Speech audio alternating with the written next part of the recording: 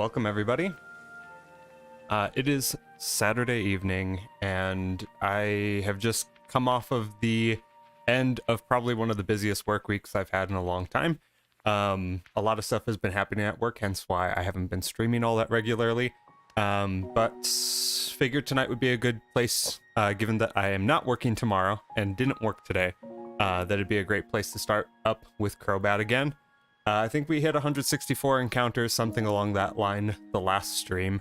It's eluding us so far, but I'm feeling good about tonight. Think that we might end up getting it, so we'll see. But got a new thumbnail up, so that might bring some luck. We'll see. Alex is in the chat. Yo, dude. Excited to see if you can get it too. One of us has to, right? Champion Cynthia's in the chat. Psyduck was in the chat earlier. Thank you guys for being here. Excited to be streaming again.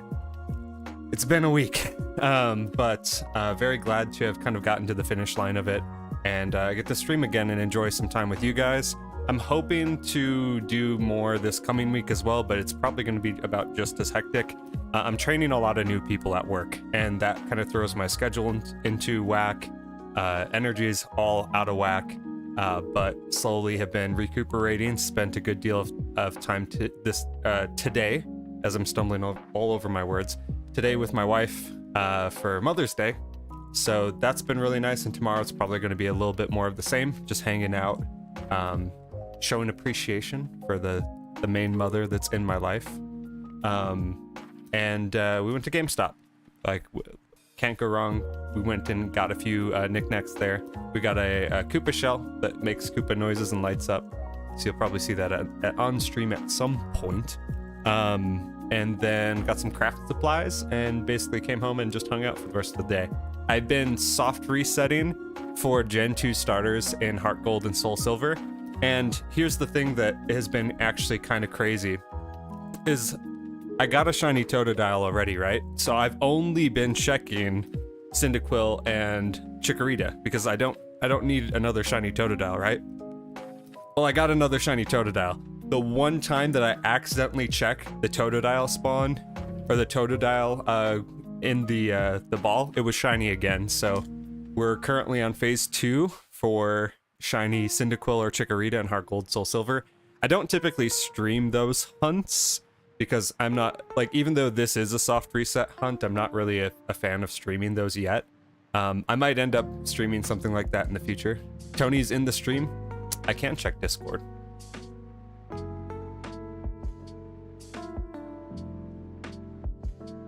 Hey AJ, welcome to the stream, man. Glad you guys are watching.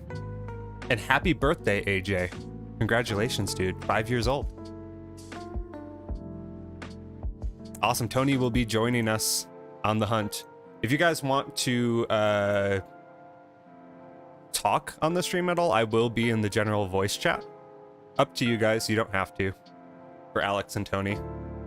I popped in, and I think Slide popped in last time, and it was kind of cool to be able to talk to people while on stream. Of course, man. Of course. It's exciting times. Like, my kids' birthdays are literally 2 weeks apart from each other. So we hit, like, summer, and then it's like, bam, bam, like, right after one another. No recovery time whatsoever. Birthdays are great. Like, I hope that you're having a good one, AJ. And thank you guys for watching. Alex is ready to take the cake. Well, let's get going, man.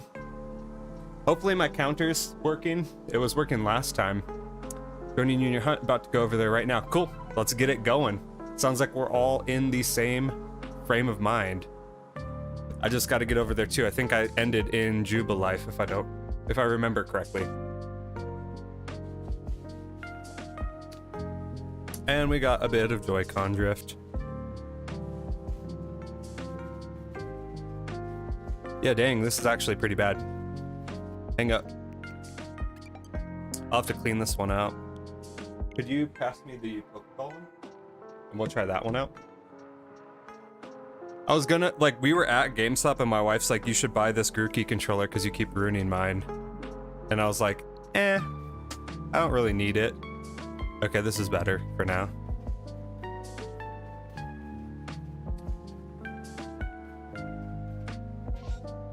I'll not be in Discord call since I'm in a party with my cousins. but I'll still play since I have my Switch. That's completely fine, man. It's completely optional. And like, if anyone else does want to pop in that's a sub or is part of the Discord, like, feel free. It's kind of open right now, and maybe that's going to be a risk. We'll see if like someone unknown just pops in and is like saying weird stuff, but I trust you guys. I would like to have that be kind of a more regular thing, though. It's like having you guys be on chatting and whatnot. So we'll see where that goes. All right, we're dropping down the save. We're going on encounter 1.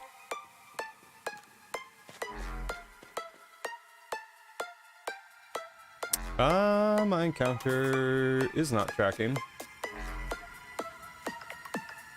1 second.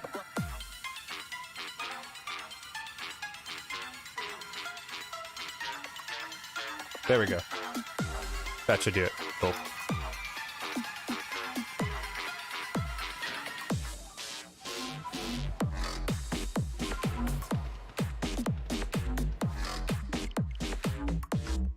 One down.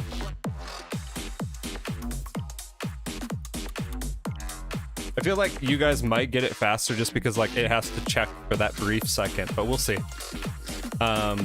Haven't had much shiny luck lately. Like, haven't been playing Pokemon at all except for those soft reset hunts in Heart Gold and Soul Silver. I want the Chikorita and the Cyndaquil so bad, though.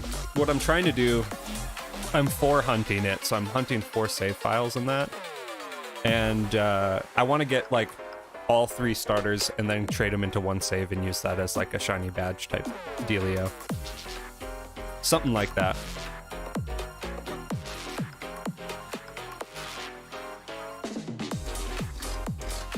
I'm actually going to change my save right here, just to make it a little quicker. How's your weekends been going, everybody?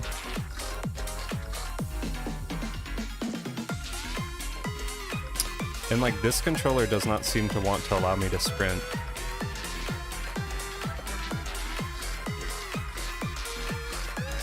Okay, now the encounters are flowing, it's working.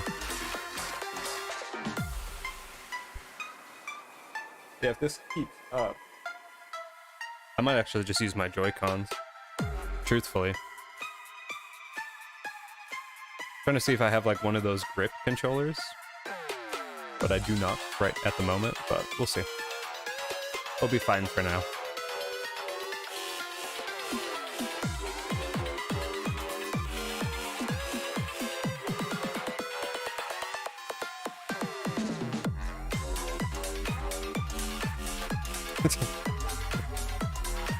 Crimson's posting memes in the Discord. Yeah, we can get the Grookey tomorrow. I can also just take apart the other one and clean it as well.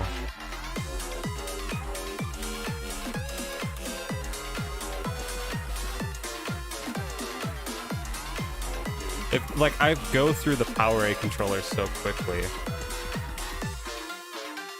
It's like this one started, was the one that I bought when I started playing Sword and Shield. And like, I put so many hours into it, right? Started drifting up, and then I recently just took it apart and like re-cleaned it and got it to actually like function again. So like, it's a good backup. And then like with my wife's controller, like she was looking to play Animal Crossing. So we got this one. It's like Retro Pikachu one. And now that one's acting up, so it's like gonna have to take that apart and just clean out the Joy-Cons again. Primates on something. Dude, I saw it. I recall seeing that.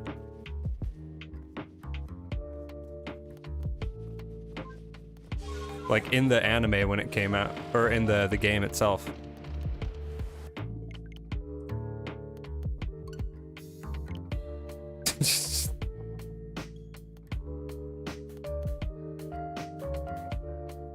You guys are wildin'.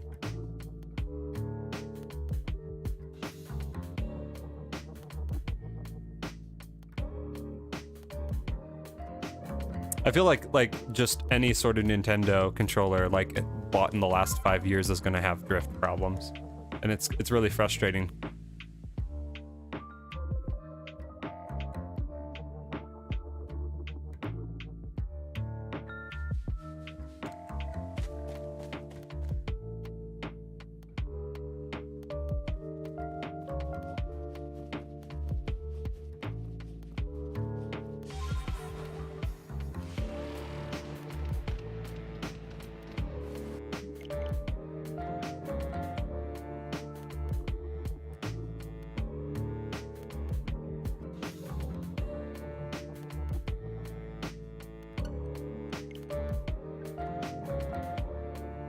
I actually bought like replacement Joy-Cons, or actually like the thumbsticks for my Joy-Cons, and like took them apart and re-swapped them, like re-swapped the whole joystick enclosure too.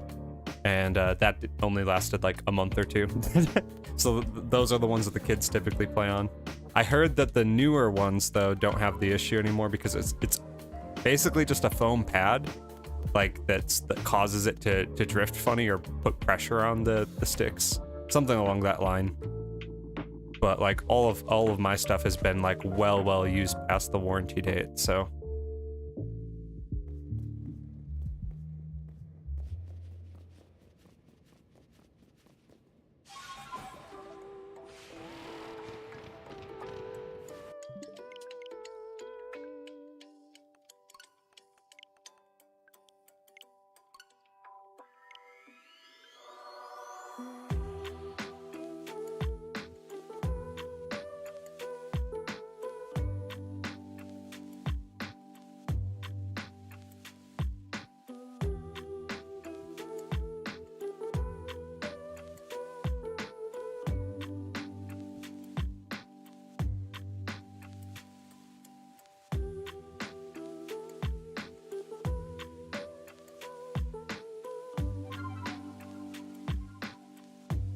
Feel free, Sadak. I think that like between all three of us, like Alex, me, and Tony hunting it, someone's got to get it tonight. So I think it's just a matter of time. And then from there, maybe we go on to Gallade. That's like the only other one that I have at like a perfect dex that would be easily resettable. The other one I want to do is Gardevoir.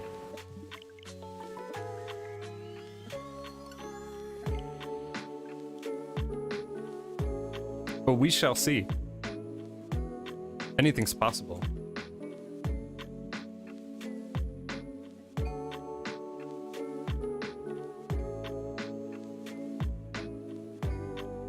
I've been trying to like play and like do quick like hunts in Eterna Forest and BDSP. Haven't had any luck though since getting like the two Baniris. Still trying to get a Mischievous there. And it's just taken ages. Taken ages. But I do need to get back in and play Breath of the Wild, and I am on part 3 of Colosseum, so that needs to happen this coming week for sure.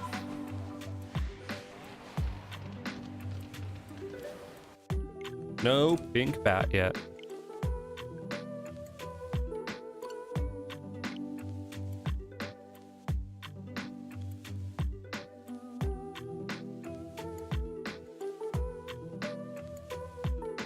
I spent like all last night watching Pokemon fact videos where it's like 15 facts you didn't know about Pokemon. And like what I didn't know was like I knew that there was like different Pokemon planned for Gen 2, but I didn't know that like Lugia was created by the guy that directed all the movies, and just how crazy that dude was. That was kind of eye-opening. And then, like, they had a completely different legendary plan for Gen 2. Aside from Ho-Oh. Which, I mean, kind of makes sense, because, like, thematically, Ho-Oh looks a lot different than Lugia. But it was cool to kind of see some of that stuff. And some of the differences in the games, and, like, the changes that they made to the games over the course of, you know, the production of them. And apparently there was supposed to be like a third Pokemon movie that he directed that had like a giant Tyrannosaurus Rex fossil carrying through like the entire world of Pokemon, and it never got actually released. He had like the script written for it and everything, but he's like, I didn't want to make it actually like just focus on Pokemon. I wanted it to be something else, and so it wasn't even gonna like it wouldn't have any new Pokemon in it. It would just be like Gen 1 and Gen 2. But instead, they made the Entei and Unknown movie. So it's like small facts like that that I thought were pretty neat.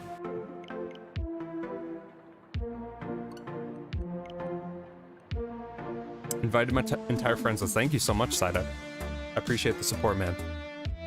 Greatly appreciate it. It's really good to know that like I can take time off and like come back and like people are still here, you know? like I was getting a little stressed as I was going throughout the course of the last week or so, and being a little worried that like I'd be taking too much time away, or that I would kind of lose some of the momentum that I had built up from just going at it hard earlier. And I'm glad that's not the case, that you guys are still popping in and still here. It means a lot.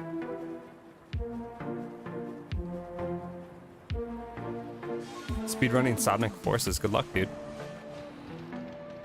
I like haven't played like any Sonic games outside of like I stopped playing Sonic games at the Dreamcast. Like my cousin had a Dreamcast, and I remember going over to his house, and we were playing like there was a Sonic equivalent to Mario Party, and we were playing that together, and that was like, it was really, really bizarre. And like the Dreamcast controllers were just really weird in and of themselves, but that was like the last time that I've really played like a Sonic game outside of like the original Genesis games.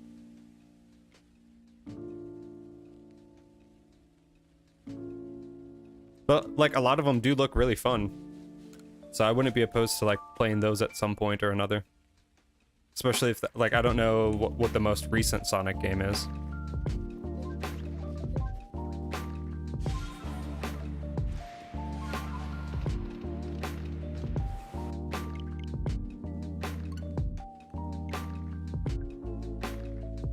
The stuff that I've been really like hankering to play though lately is like the triangle strategy, and like the Live Alive or whatever, Live a Live. Going back to like the old school 2D Japanese RPG stuff, like I would definitely bite into that. And then I'm going to be getting all the virtual console titles before the 3DS store closes down. So those are probably going to be the next gaming purchases that I make. Might play some of those on stream, we'll see. Definitely be doing the Gen 1, Gen 2 stuff. I mean, like 91% away. We only got 9% to go, we'll get there. I'll get the layout going for that and everything.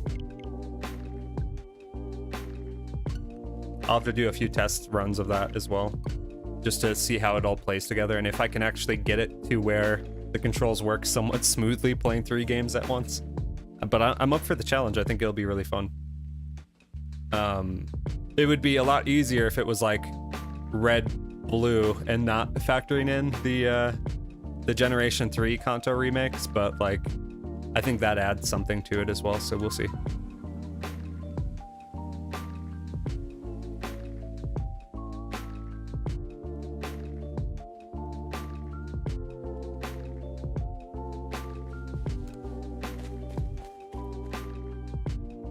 I think I just need to like just go weirder like right away.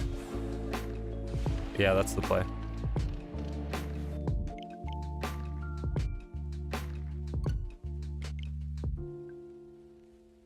Haven't done anything else in Animal Crossing either. I played it a lot last weekend, and like got a house and everything, but like didn't get anywhere really farther than that. Haven't even gotten like the stick that lets you get across the river or anything. But I've been having fun playing that. It was a change of pace. I'm keeping like the first rock that I picked up and the first weed that I ever picked up in Animal Crossing. I've got that stored in my house. Like this is always going to be in the house in some form. In the layout.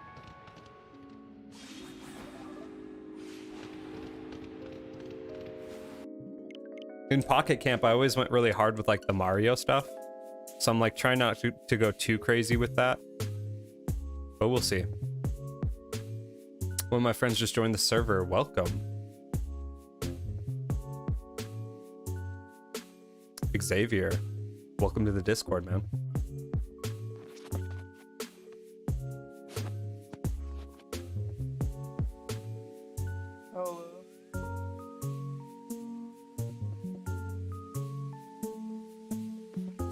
What up, Xavier? Hello. How are you doing tonight? Good, I'm just chilling. What about you? You are live on stream with us. How are you doing?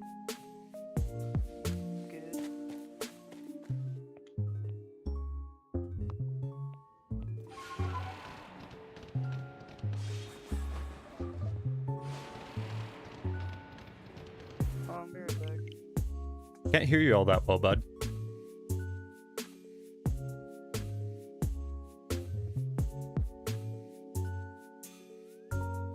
Take care. Maybe we'll see you again.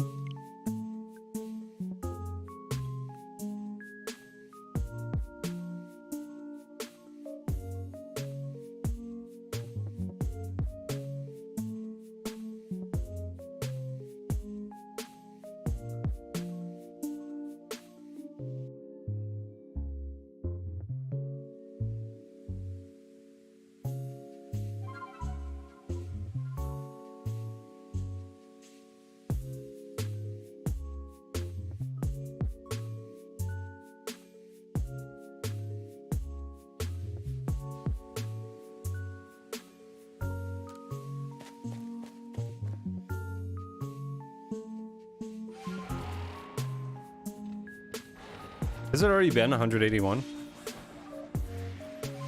That feels like really fast, but really slow at the same time. Is it counting the correct one? Yeah, it's counting correctly.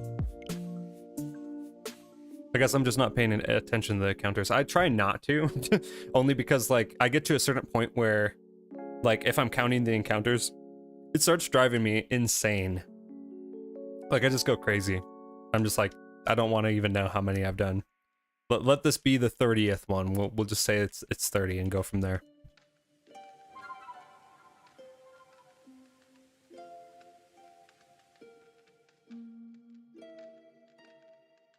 But 181 so far, 182. I'm thinking it'll be somewhere in the mid 300s.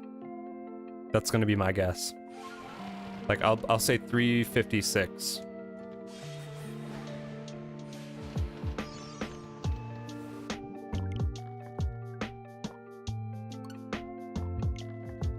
That sounds like a pretty reasonable estimate, though. Considering the odds are like 1 in 500, somewhere in there.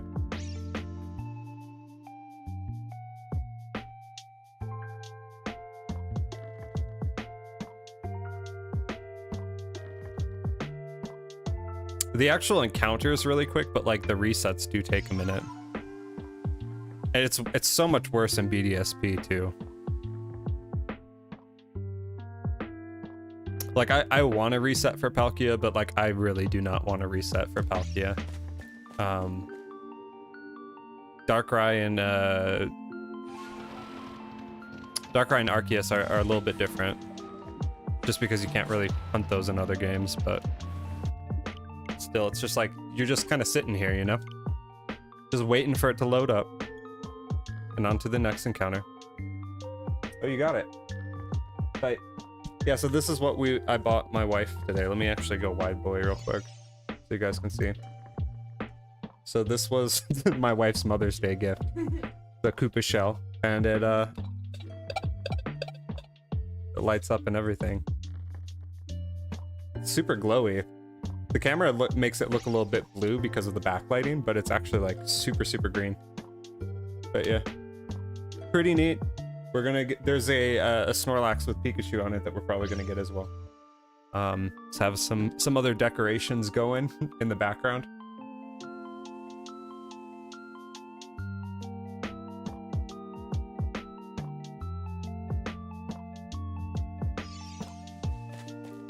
Have to move around some of the stuff that's on the back of the amp over there. Make room for it. Yeah, that's true. That's where you want to put it. It's your gift.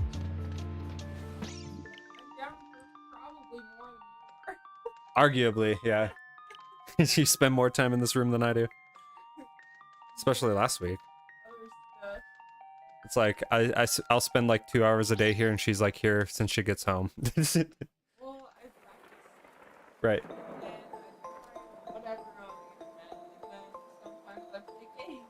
Yep. A little bit of everything.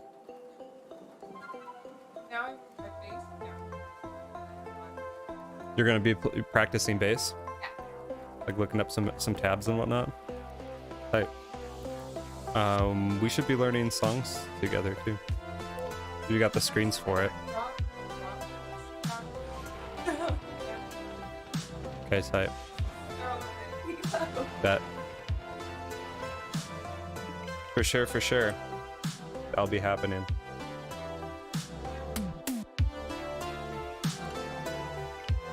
I have been like, even though I haven't been productive on the gaming side, like I have been extremely productive on the guitar playing side, so that's been fun. I know I talk about guitar a lot, and maybe you guys don't care too much, but it is something that I'm passionate about, probably equally so to gaming and Pokemon. From back there. Can't really see it back there. Yeah. Okay, we'll move it. Okay. It'll be mine with black. That's what matters. It is. You're completely good, Cynthia. However you want to enjoy the stream, feel free. We're all just vibing here and having a good time.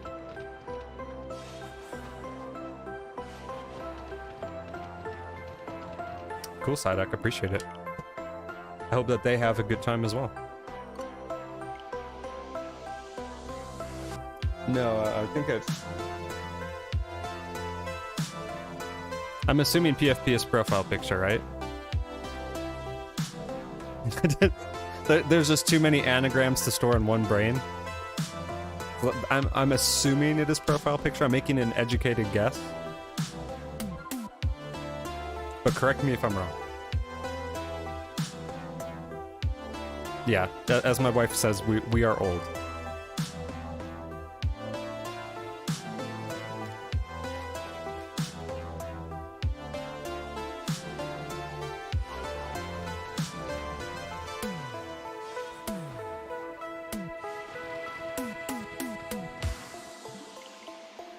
Yeah.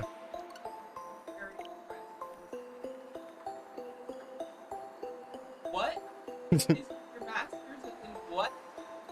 No, I keep finding that too, where it's like random people are like, I'm a year older than you, and I'm like, how? How does that work? Yeah, I was like, are you bro? Like, why are you working here? And I know why, but still, it's like, dang, that's insane. Chevy, welcome to the stream. How are you doing tonight? We are currently 188 encounters deep. I think 189. We'll say 189 encounters deep. For this Crobat. I guess 356, but you take a guess as well. Because the chat seems to know these things before I do.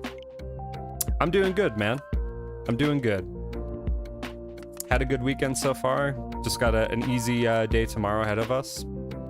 Mother's Day, all that stuff. We got a ton of brownies. That's how we celebrate Mother's Day. And just doing some gaming. Trying to get a shiny alpha Crobat. And then after that, maybe we'll go for Glade. We'll have to see. I only planned out or scheduled the stream tonight because it's like, if we get Crobat, then that thumbnail that I made is pretty much going to be useless and only for this stream. But we'll see. If it's not, then I'll schedule another one for tomorrow night. I'll probably be doing shorter streams. Like I would like to do throughout this week, probably do 2-hour streams. And like just stick it to that and then try and get some Z's. So I'm bright-eyed and bushy-tailed the following morning. But we'll see. Are you also playing Arceus, Chevy?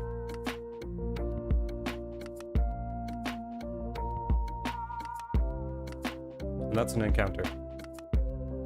I keep I really suck at tracking my encounters. Because again, it's so out of mind for me. Like I have to remember to do that. I'm just always so used to just going to the next one immediately. But I think like another 150 probably. It'll pop. Time will tell.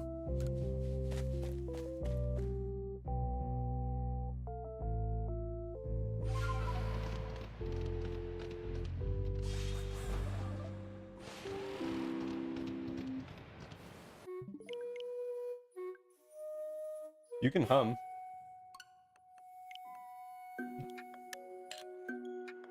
You have to be like over in this area talking as loud as I am for it to actually pick you up on the mic. If you're like over there talking softly to yourself, then that's fine. I forget these things. You and me both. Technology works. Technology. It's a wonder that I've even gotten this far. But that's okay.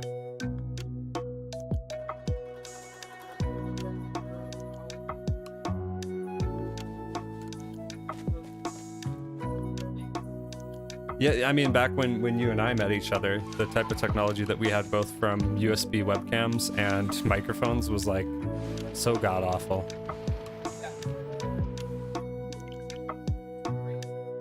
Yeah, the technology has quite advanced, I should say, compared to like the whole like what was it, like 200 pixels that we are getting off of the Logitech cameras that we bought from Walmart for 20 bucks in 2010. Oh man, those were the days. That's how my wife and I met each other. She's here with us, by the way, over hanging out in the corner of the room. So yeah, I made like a nice little hangout spot over there so that if she's gaming on the main rig, that I will be able to like do guitar stuff or whatever over there, or bring my laptop down, and conversely, if I'm streaming, she will have a spot to also join and hang out so that she feels more included. Yeah, you don't have to be alone. Or upstairs watching the stream from another room in the house. Watch you do the same thing down here. Yeah. Save some power. I've got like a whole thing of cookies that I brought down because I'm like, maybe I'll get hungry. But like, I'm so stuffed today. Yeah. To celebrate Mother's Day, we decided we would just eat a ridiculous amount of food and desserts and hang out and watch streams in YouTube. Yeah. She got to choose. I was like, whatever you want, today's your day, let's do it.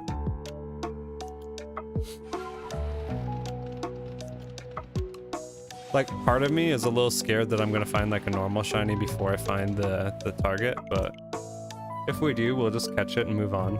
I know that there's a Gibble in the cave, in the back cave, that like you will hear it as soon as you spawn in if it is shiny. So there's potential for that to pop up. Have not been checking the ones like anytime that there's a Pokemon that's inside that mineral spawn, that is also a Gibble, and I haven't been checking those at all, just because it's going to take more time. So I figure we'd be better off just going and grabbing it, the Crobat, checking that real quick.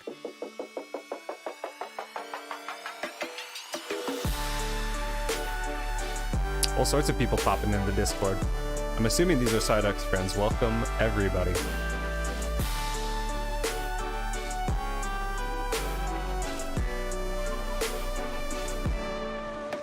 If you are new here, feel free to drop a sub. Completely your choice. The closer that we get to 151 is just one step closer to us doing a full Gen 1 playthrough between Pokemon Yellow, Fire Red, and Let's Go Eevee all at the same time on one screen. We're going to be conquering the routes one by one, all the gyms simultaneously, taking down the Elite Four simultaneously. Might end up doing some shiny hunting in at least Let's Go Eevee. We'll see. Other games, I'm not too keen on doing random encounter shiny hunts at full odds, but hey, if we're not going to be doing anything else while we do the Eevee hunts, maybe. So that's something that I'm really looking forward to doing, and we are 91% there, so very, very close.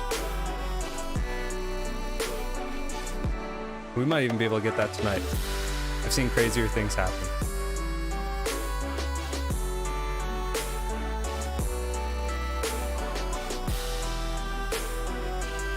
Oh no, phone died while drawing. Were you drawing on your phone, Cynthia?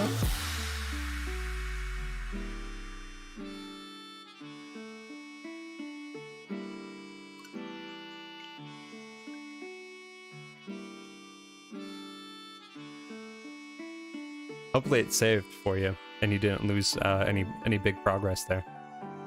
I draw using an app. Gotcha. I would hope it would autosave, but if it didn't, I am terribly sorry, and I hope that you find a way to recover that, or hopefully you didn't lose too much progress there. But I've definitely been in those situations for sure. I always like struggle with like unplugging my laptop accidentally, and then all of a sudden it crashes. Okay, good. It's saved for you.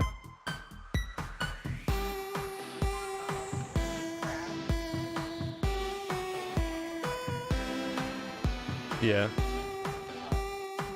Yeah, working like at my work, we use Google Drive for the most part, and like thankfully that tends to save things fairly well. But I've been through like, I don't know, I've been through situations where I spend like all night writing a book report or something, and like forget to save, and then all of a sudden the laptop dies, and I'm like, great, that was like 3 hours of time wasted.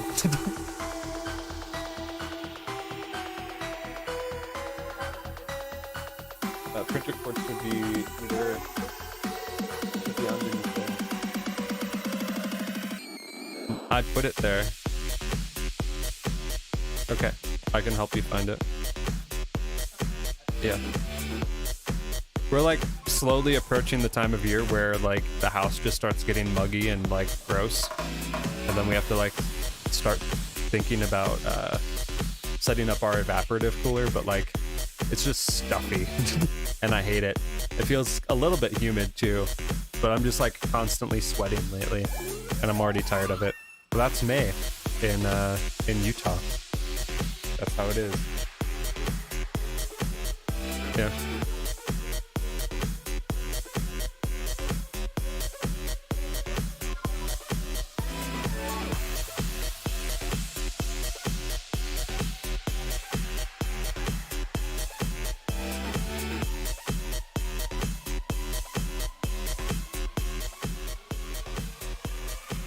Let me know, guys, if the music is too loud as well.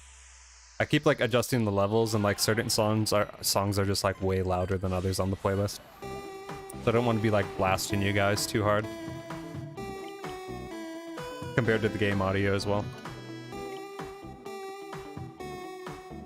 I try to keep like my game volume fairly low and my like music audio fairly low in the room, because if it's like too poppin', then it's gonna bleed into the mic. And I could wear headphones or earbuds, but I don't like doing that. So, hello, welcome to the stream. It's good to see you again. How is your weekend going?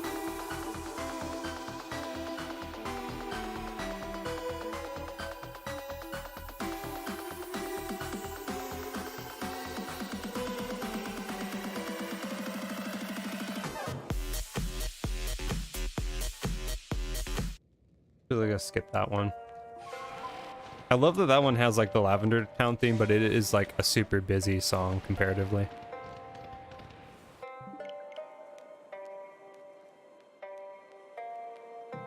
Over 200 encounters. So I said 356, so we got 156 more to go before we see if I'm right or wrong.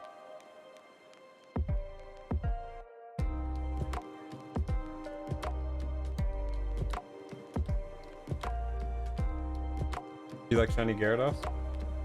I think it's good. I think the only reason that like people don't like it as much is just because it's the one that everyone gets one, you know, in Gen 2. But I still think it's dope.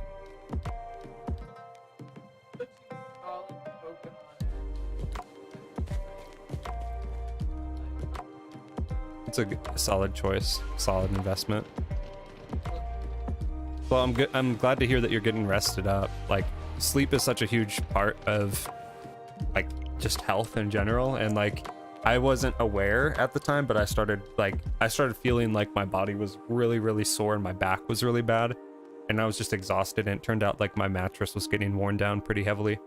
So we got a new mattress like last week, and it completely changed everything. Like I don't know, I was starting to feel like an old man, like a pressure on my hips and whatnot, and just feeling like my bones were locking up, you know?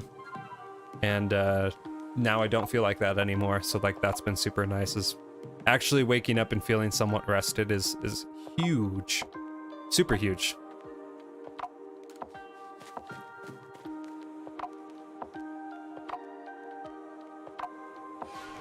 Yeah. Yeah. I feel that 100% waking up and it's like actually like daylight out. And then you have like so much time throughout the day, especially when you're waking up that early, like you've got the whole day ahead of you to do whatever. So Yeah. What the heck? My wife wakes up around then. I do not. Like, I typically wake up around, like, depending, like, 8 or 9 usually. And then on the weekends, I'll sleep in a little bit if I need it. And, like, I definitely needed it today. So I slept in a bit. But yeah. Sans the Master Chief, hi, welcome to the stream, man. How are you doing? Random Potato, welcome to the stream. Hope you guys are all having a great night. We are on the hunt, on the prowl for a Crobat. 200 plus encounters in, with 1 in 500 odds, best odds we can get in the game so far. So should be coming. Should be popping up any minute now. Should get a bunny onesie. Do you mean like bunny pajamas? Or are you saying like an actual rabbit? Because I would say yes to both if you're not allergic. You get a bunny onesie and then a bunny to go with your bunny onesie. That's my vote. Rabbits are like low-key one of my favorite pet animals. They're super smart. They're like surprisingly smart. You think that they'd be really dumb because they don't look like they got a whole lot going on, but they're super affectionate pets.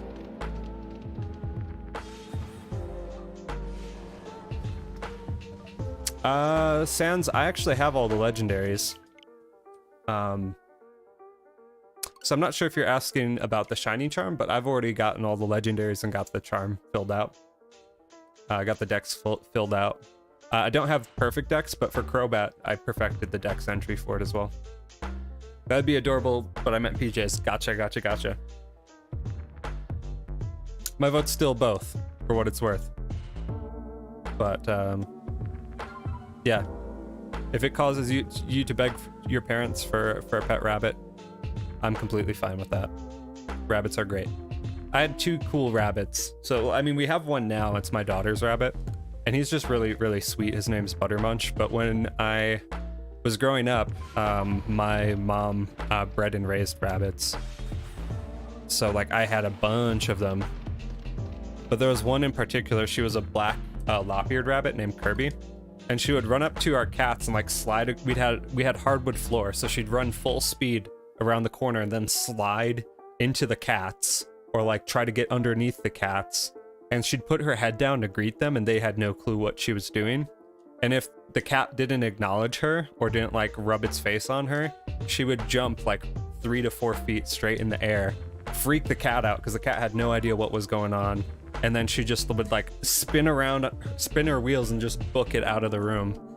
She was so funny.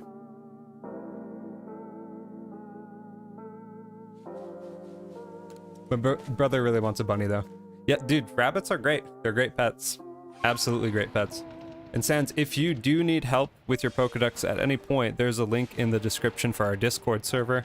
I've helped quite a few people with their Pokedex and getting their entries in if they need help. So just know that option's there for you. I am definitely an advocate of doing it, DIYing it, and filling out your Pokedex yourself because the game allows you to do it completely by yourself without the need for another game. But just know if you ever need help, you found it. So yeah, she never really got hurt. She knew what she was doing, and the cat never attacked her. The cats were afraid of her. She bullied the cats a little bit, playfully. She just wanted to play with them, but it's like they were speaking completely different languages. The one thing that really would have gotten her hurt, though, was that she would chew through electrical cables. So she'd chew through internet cables. Anything, like, rounded, she would chew through. And so, like, we had to be really careful with, like, keeping an eye on her when we let her free roam the house. And, like, it was almost like toddler-proofing the room. They're very bright, but they will chew through things. I know an artist on YouTube who has chickens named after Godzilla monsters. It's adorable. They drew them as the monsters. That's actually pretty funny. I spend a lot of time when I'm not streaming watching Urban Rescue Ranch on YouTube. And I love that channel. Just a guy with all of his animals out on a farm in Texas. and getting into adventures with them, and it's the funniest thing to me. I love it. It's probably because it's like it low key is how I wanted to live in a certain sense when I was growing up. Like I was all about animals. I was like, there was just so many in my house growing up, and like kangaroos were like my favorite thing, and he's got a kangaroo, so like the fact that he's got all those animals and then like a kangaroo just roaming around on his property is like low key like 6-year-old Luke goals. I just want chickens, pet them for the rest of my life. Yeah, chickens are cool. Yeah. I've like debated keeping them. I would love like at some point to have just like a nice plot of land with like goats or something. Goats are cool. Like I say that now, but like I also like, I don't know. Yeah, we could probably get a sheep. Sheep, some chickens. I mean, you get milk, you get cheese, you get wool, you get eggs every day.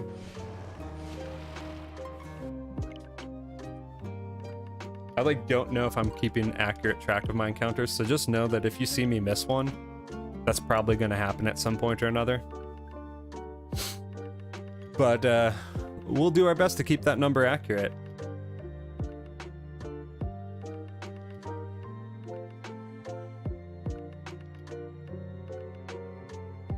I would never do like a dairy farm though. Like I grew up in Wisconsin, and there was like parts of my family had dairy farms, and like I just think they're gross. There's like, and granted, like you're gonna have flies on any type of farm just because like animals poop, but like there were a lot of flies, like a lot of flies, and I don't do bugs well.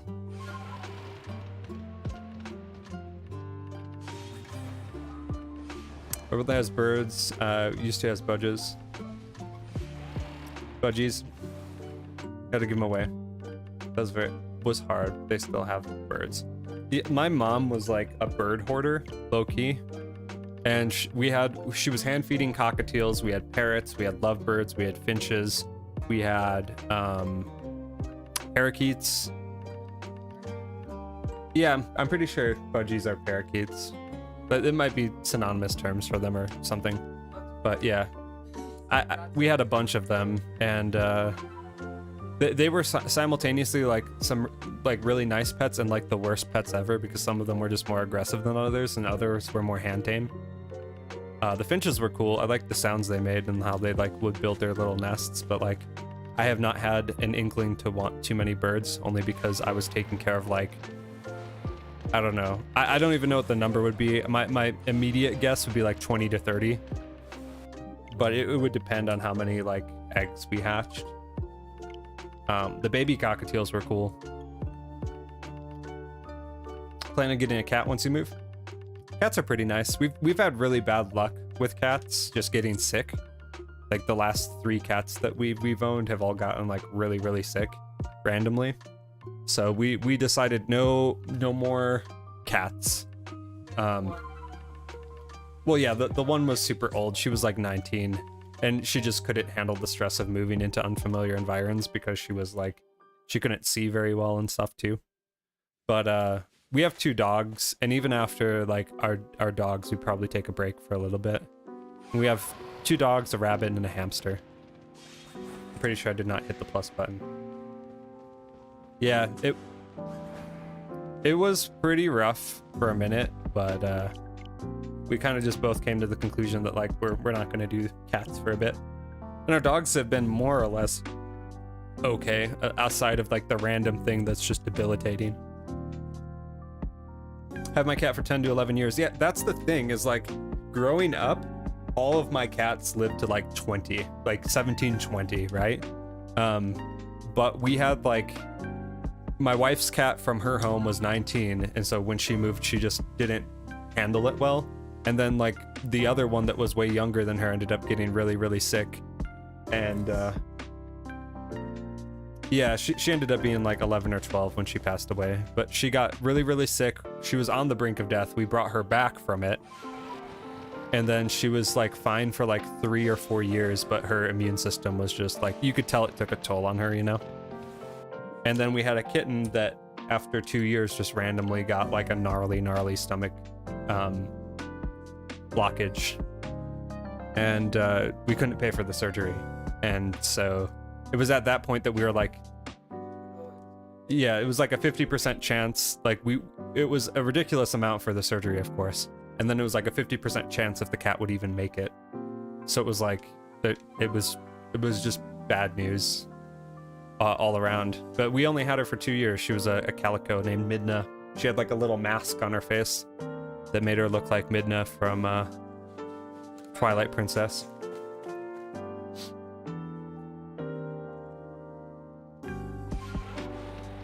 All good, Psyduck. You take care and have a great night. Rest up. And we'll see you around, man. Thank you for being here.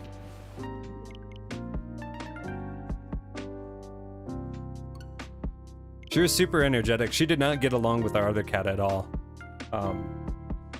She was a bully, yeah. So it was like she passed away, and then the older cat got like free reign of the house and like had a nice quiet, you know, remainder of her years. But she was having difficulty getting around and stuff even before then when we nursed her back to health. So, but yeah, I don't know if we'll ever get cats again. Yeah, we'll see. Maybe a cat will adopt us randomly. Yeah. Like, if the opportunity, Yeah, that's what, like, if like there was like a cat randomly outside somewhere or something and like needed to be rescued or whatever, we'd probably end up taking it in. But I don't know. So far that has not happened, and that was what, 5 years ago?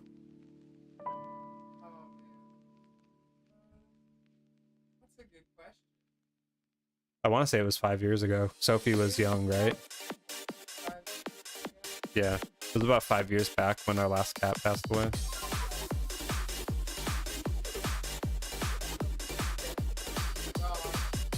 Yeah, straight up, we'd probably be getting another dog.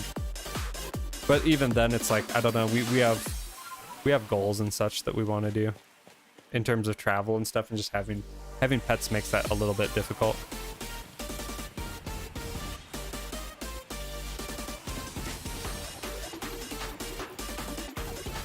I think that's a wonderful plan, Flo. But I found my feline friend in a box in the woods. Yeah, like, I have a friend that rescues cats, and he's rescued like 3 or 4 of them. And the sheer amount of money he's put into those animals, because like there was legit a hoarding situation going on across the street from his house. And he spent so much money on making sure those cats have like the best life possible. And like one of them had to have its arm amputated, and like that cost like a ridiculous amount of money.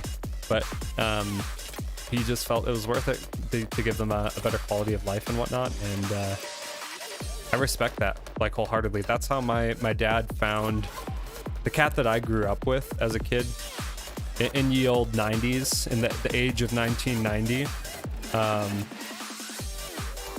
The cat that I grew up with, she was like a long-haired black cat, and my dad and my dad found her in the parking lot of the hospital that I want to say it was my sister was born in, or my brother was born in, something like that.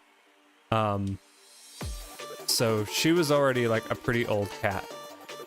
I think it was that my sister was sick in the hospital, and then they found her outside.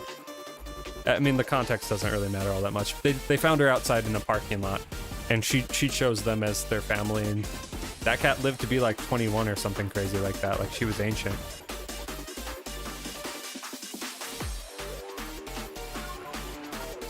Chance of her survival is low, but she's right next to me now. Hey, I've had that happen. Like, literally, like when we took our cat to the vet, like she was having seizures and could barely eat, and she perked up there, and like she still lived, you know, the rest of what she had left in her, you know, after she got sick. But toxoplasmosis is not a joke. Absolutely not. Yeah. Sorry, it's been a while. Jacob Johnson, welcome to the stream, man. Hope all is well and lucky, yo.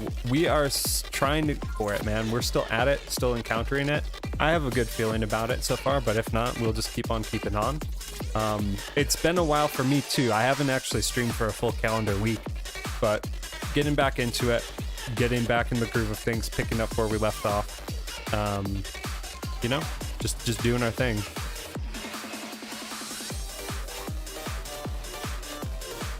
Yeah, birds just can get birds are so bizarre because I feel like they either die within a year or like they like last forever. Like I had a cockatiel and like we hand raised a lot of cockatiels, right? But one of them in particular, his name was Chief, and he was like the oldest cockatiel that I've ever seen in my life. But he was still like, he was going hard like when I was a teenager, like, and he was still having clutches of eggs and whatnot, and like he outlived like probably 3 or 4 female cockatiels in his lifespan. That bird just would not die. He would whistle the Andy Griffith Show. He would like learn like stuff from my dad watching TV in the other room, and he'd try to whistle it, but then he'd forget like half the tune, so then he'd start over. But it was always so noisy because it was this front entryway room of our house, and it was just lined with bird cages. There was probably like 15, 20 bird cages in there with like 2-3 birds a piece depending. So we had a lot of birds, like a lot. My cat and her brother were the only survivors, but her brother got stolen by someone. Haven't seen him since. Hopefully he's okay out there. But he's had a nice life being the Maine Coon he is. Maine Coons are pretty pets. I still have my childhood cat. His name's Sonic. We used to have a dog named Shadow before I was born, I think. Like my childhood pets, I think they all passed, like the last of them passed away like this last year, I think. But we had a black cat. Her name was Scout. Yeah. Yeah. We had a black cat named Scout, and she was just a skinny little black kitty. She would be the one that would get out all the time, though. My mom refused to get her fixed for some reason or another. But she ended up having a litter of kittens in my room. Like I woke up one day and there was just little meowing furry things underneath the desk in my room. And yeah. And so there was one of them that had his tail looked like this. Like it was just bent. It was just like a little nub. It was a little flag. It would stick straight up. And so we named him Bentley, and then he was a little tuxedo kitty. And he like just passed away like this last year, I think, or so. Like my dad and my sister came out here. They hadn't been out to our side of the country for 8 years. And he was already kind of having some issues before they left, and when they got back, like I think shortly after that, he actually passed away. But he was the last childhood pet that I knew that was still alive. But I mean, he lived forever as well, so he lived a super long time. Have, like, a bunch of other random health problems too, though. Yeah. Like, pretty long. Yeah, like when a cat gets up to 19, like they've lived a pretty full life for a cat. And that's where he was at. He was like 17 or something. So. Cat next to me, her name is Larry. The Maine Coon was Curly. Another was Mo. Larry, Curly, and Mo. 3 Stooges, that's funny. Sonic and Shadow. Named after the hedgehogs. Nice.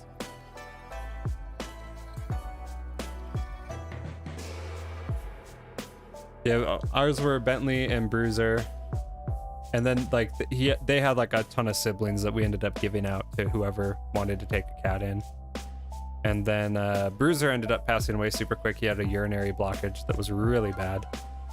And same thing, like they were like, we can do a surgery that might fix it, a surgery that probably isn't going to fix it, or he's just going to suffer. And it's like, we don't want him to suffer, you know? And then my dad was like, my dad had sworn off cats, right? And Bruiser was a tuxedo cat as well. And like a few months go by, you know, Bentley's like the only cat in the house, and he already was super skittish, and he was just like looking around for his brother, which is even more sad. But a couple months go by, and then my dad just gets the idea to go down to the Humane Society, and he's like, we'll just go look, we'll just go look, and we're not gonna get anything. And he totally came home with a cat that looked exactly like Bruiser. Like they were like the mirror image of each other. And so he brought him home, and like they ended up like, they hated each other initially, but they ended up becoming friends and like chilling out and relaxing with each other. And we named him Buddy. And yeah, he had passed away too. Like, I don't know. They were both really old, so it's not really much of a surprise, but I don't think like my my house back home is gonna go with more cats anytime soon.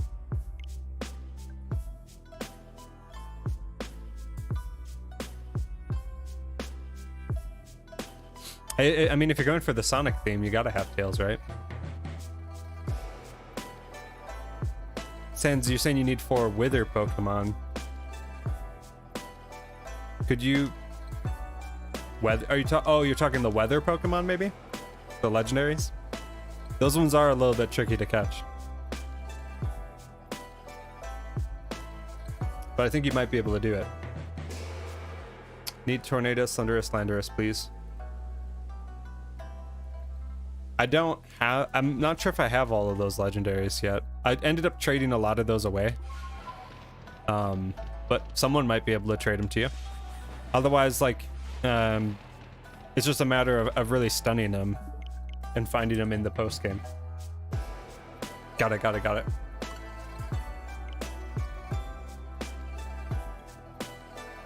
Yeah, you're posting in the right place, Sans. Enamorous is so frustrating. Yeah, I think I had a worse time with Thunderous on the water, because the Gyarados, like that, it kept running me through the Alpha Gyarados, and like that was just really frustrating. And Landorus was pretty frustrating for me. Enamorous in the Mire Lens though, where like you can't really dodge well, that is pretty. They're all pretty bad IMO. They definitely didn't make them super easy to catch.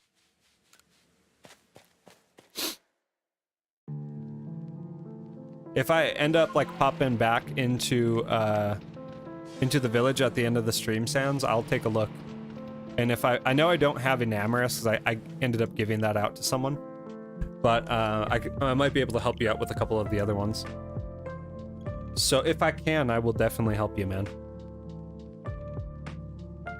Otherwise, it might have to wait for me to do another playthrough or something like that, if you can't catch them yourself at the moment. I have all of them except the new one, so I'll catch another row of those and I'll give them to you. Yeah, absolutely. We do help each other out here. That's part of the game. Part of what we do.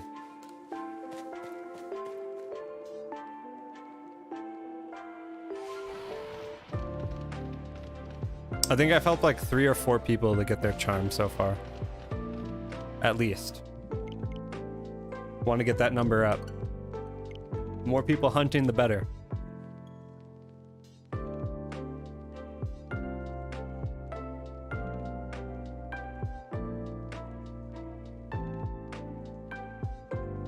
Flying through the encounters tonight.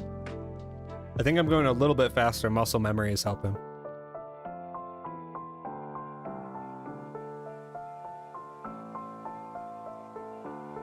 We got all sorts of new people joining the Discord today. That's awesome to see.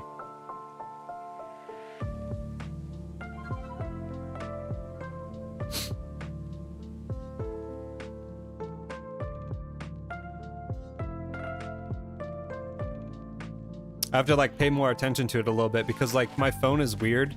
It like will give me notifications for some of the stuff in Discord, but then like not others. It's like I haven't blocked notifications in my Discord channel, but for some reason it like either it will do it half the time where it will actually show up on my screen. 10 shinies and legends without the charm. That's a good number, Flo.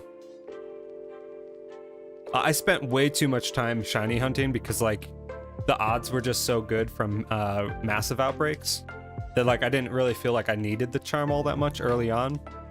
But I really had to push myself to like actually play the game and finish it.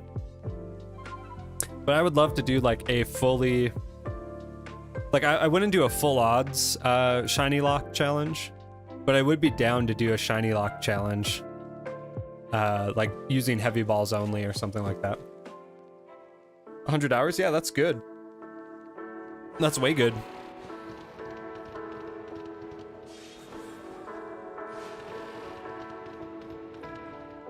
I want to say like the game doesn't actually say the time correctly because it says my save is something like 200, 300 hours. But I think I'm close to 500 now, which is insane to me because I think like total time that I put into Sword and Shield was like 600 or something like that. And most of that I wasn't even playing. But like with Legends, like I definitely have been playing all of it. Because in Sword and Shield, I would throw on the switch up game enhancer and have it hatch eggs for me. So like there'd be points in it where it would be, I mean, it could have been easily like, I don't know how long, but probably like 50 hours maybe of me just hatching eggs. Yeah, do a shiny lock.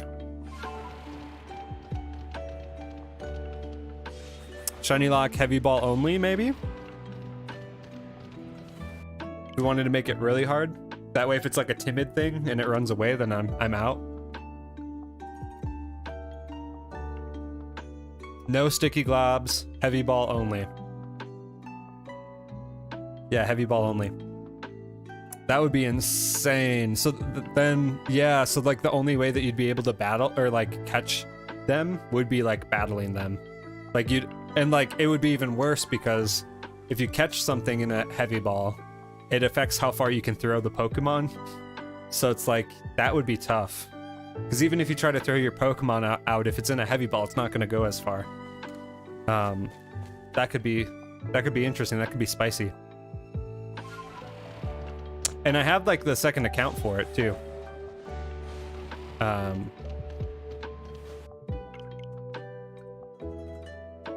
Yeah. So like the ball that you catch a Pokemon in changes how far you'll throw it and like your interaction with like how far it will go. It's really weird. So like if you put a Pokemon in a feather ball or a jet ball, you can throw that ball farther. So like if you're trying to collect resources and it's further away, like you can throw the ball out to the resources. But if it's a heavy ball, like they literally just go like right in front of you. So that would add a whole new level of dimension to it. And like I'm sure that I'd probably encounter periods where like I would I might encounter a shiny where I don't have heavy balls. And then we'd have to like either farm the materials to make it and go back or fail it.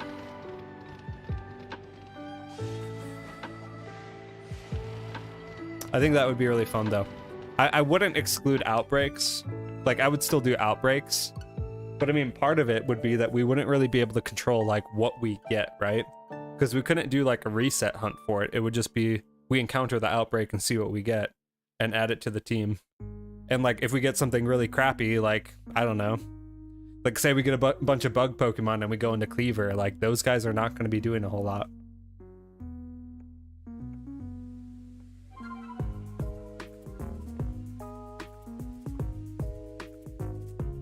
No way. I always thought that the heavy ball, if you threw it in battle, would always connect. I guess we'll have to see if we end up doing a playthrough like that.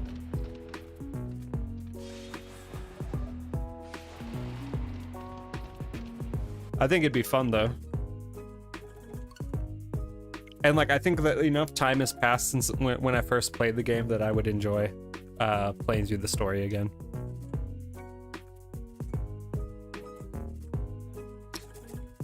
Yeah. Since So long? it's been a while. I mean, it came out in February. It'd probably be kind of nice. Yeah. Sam Luvatakis, welcome to the stream, dude. How you doing?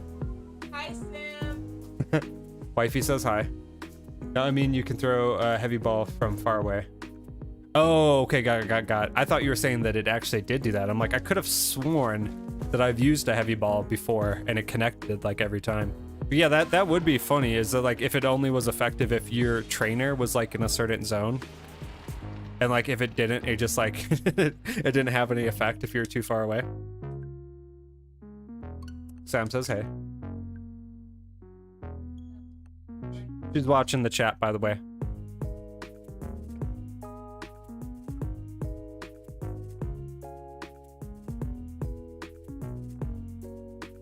The people would get so confused too, because they'd be like, wait, what?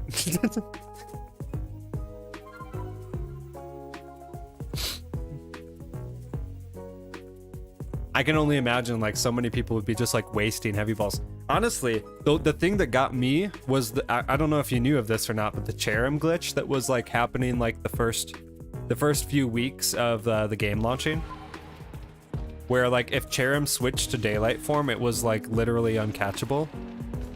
I want to say I wasted probably like 50 or 60 Pokeballs trying to catch that thing, if not more. Because it was the first one that I had seen. It popped out of a tree, immediately went to daylight mode, and I was just like, I had it down to 1 health, and I was just chucking balls repeatedly at it, and it would just break out every time. And then fast forward like a few weeks, they're like, we're aware there's a glitch with Cherrim, and I'm like, this can't be that hard to catch, right? Italian Snom, welcome to the stream, man. How is your weekend going? Yeah, shiny lock. No sticky globs, no mud balls. Yeah, no stunning items, only heavy balls. Yeah, but like the only options to catch a Pokemon would be catching it naturally with the heavy ball or battling it and getting its health down and then using the heavy ball. Those would be the 2 options. And I would not be using like false swipe or anything. It's like if it dies, it dies. Got through Vampire Survivors 100% it. All unlockable characters. Then moved on to Peglin? Fun game 2. Got through that one, and then dude, I found another banger. Nightmare Reaper. So sick, dude. You're just finding are they like, so the other 2, are they also similar to Vampire Survivor in the fact that they're like retro styled games? Or pixel games? I'm good. How are you? Took my mom out to dinner for Mother's Day. I'm glad we did. Did not go to the restaurant we did last year. They serve chicken Alfredo instead of Alfredo sauce. They put sour cream in there. Oh, that sounds terrible. Yeah, I wouldn't want to go back there either, man. My wife, she says that sounds illegal. I would agree. Like, I mean, if it's one thing if you're going in and you're like getting like some chicken enchiladas or something, but if you're going in for Alfredo and it's like sour cream, like what? That's messed up. Yeah, Rebecca, we would literally limit it to heavy balls, and that's it. Like no other items. So far I have 2 shiny clips, a Growlithe at 6102 and Wurmple at 252. Supposed to be Poochyena. Ty Mister, welcome, man. So Ty, remind me, what game are you shiny hunting in? Are you doing like Gen 3 hunts, I'm assuming? And are you doing random encounters? Totally. Nightmare Reaper is like Doom, but has nods to tons of classic games. And the music, it's heavy right up there with Doom. Super heavy, simple. Dude, so are those all Steam games, Sam? Like I will have to check those out. I've been meaning to get Vampire. And maybe playing that sometime, but yeah, that looks like fun. Okay, dude, if you could you text me those names? And then I will add them to my Steam wish list. That way, like if it's not kept like immediately in mind, or if I have it written somewhere, like it's gonna fall right out, right out the back of my head. I didn't expect it. It was like a shock factor. I expected a creamy, rich sauce, get a sour taste in my mouth. Like it's like either it's sour cream or it's like really bad Alfredo, you know? And like neither of those are good options in that type of dish. But sounds like you found a better place. So I feel the same way. Like I went out on a lunch, like a luncheon with some people I work with, and like they were like, what type of food do you like? And I'm like, I don't know, I'm always a fan of Mexican food. And we went to like this super dope place, this Mexican place, and the rice was fantastic. like a big huge plate of like chimichangas and got like a taco on there and everything, right? And then going to a few other Mexican places though in the valley, like I was looking for that same experience, right? And we ended up getting just like a plate of basically just beans. Like it was just like refried beans and cheese. They were supposed to be tostadas. Yeah. But it was literally just like tortilla with refried beans. Yeah. And tomatoes and cheese. Yeah. They gave her like she my wife thought that they were asking her if she wanted beans on her tostadas, and she's like, yeah. And like they came out and it literally was just like a taco shell with beans and like thick tomato slices that were like half a tomato on it. And I'm like, man, like we're not coming back here. And then I went back to the first place and it was way better. But That's why it just I missed random encounters in Emerald and random encounters in Fire Red so far. Tight. I mean, like, dude, those hunts are no joke. I feel for you because I'm running a 4 hunt, a quad hunt in Heart Gold Soul Silver at those odds, and they're not something to scoff at, man. So the fact that you got in those shinies that quickly, congrats on that. That's something to be proud of. Outbreaks are fine, but you can't reset for one. Yeah, exactly. Exactly, Rebecca. We'd have to go get it, and then like maybe we limit it to like one shiny per, I don't know, like one shiny per area until one of them gets knocked out, and then we can go back and hunt it. We can coordinate on the rules though, but I think that we're onto something. That would be a really fun playthrough.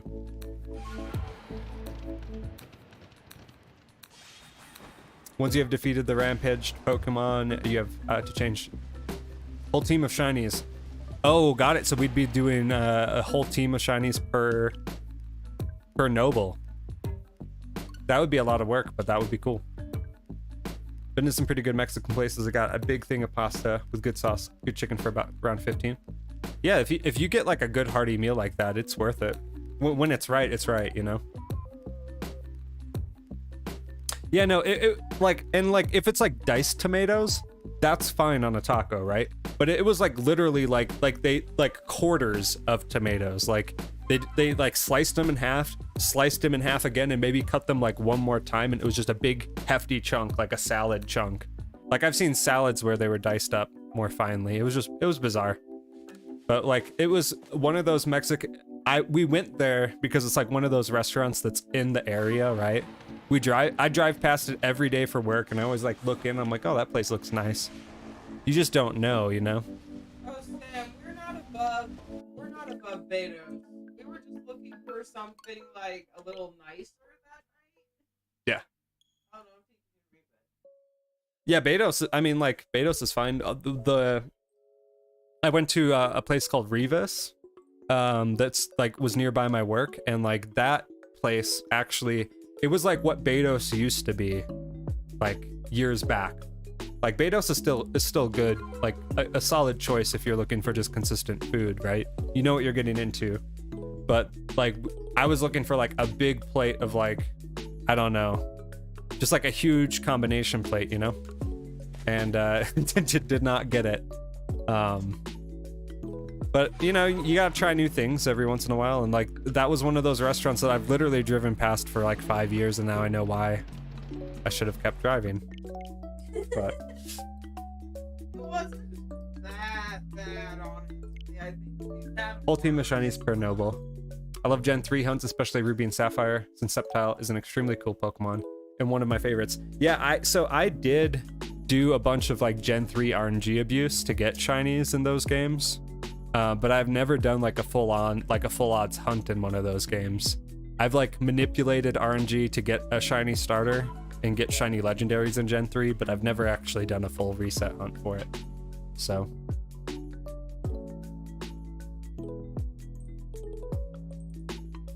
yeah, and if they get knocked out too low, we can put them in a graveyard box as well. May is my favorite rival. This is such a cheerful encounter theme, and the battle theme is good too. Yeah, and like she's like, I feel like May at times was actually fairly difficult too. And like, yeah, like she's not whiny, you know? Like Wally is like, he's kind of whiny. And like some of your other rivals, like they were trying to do like the whole Gary thing and make them like jerks, you know? But like May isn't like that, you know? She's just kind of like, she's chill, you know? She's upbeat. She's just kind of like along the journey with you and stoked for you, you know? And she has a different dynamic going on. Yeah, no, Sam, that we're talking about the same place, man. That's exactly what we're talking about. That's where we went. It was La Puente. So a thing called the taco box. Once it came around, 30 tacos, 2 burritos, and enchiladas with beans and cheese. I mean, that sounds fantastic. Gym to your main when the shiny locks are done. Yeah, that'd be cool. I don't know, maybe if we go for something like that flow, then Pokemon Home will be in effect for Arceus.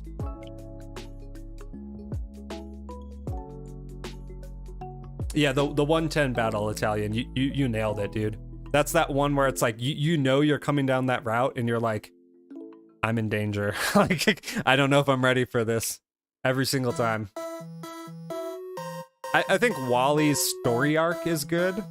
But Wally initially, it's like, dude, like, it's okay, man. It's okay. Calm down. Things are all right.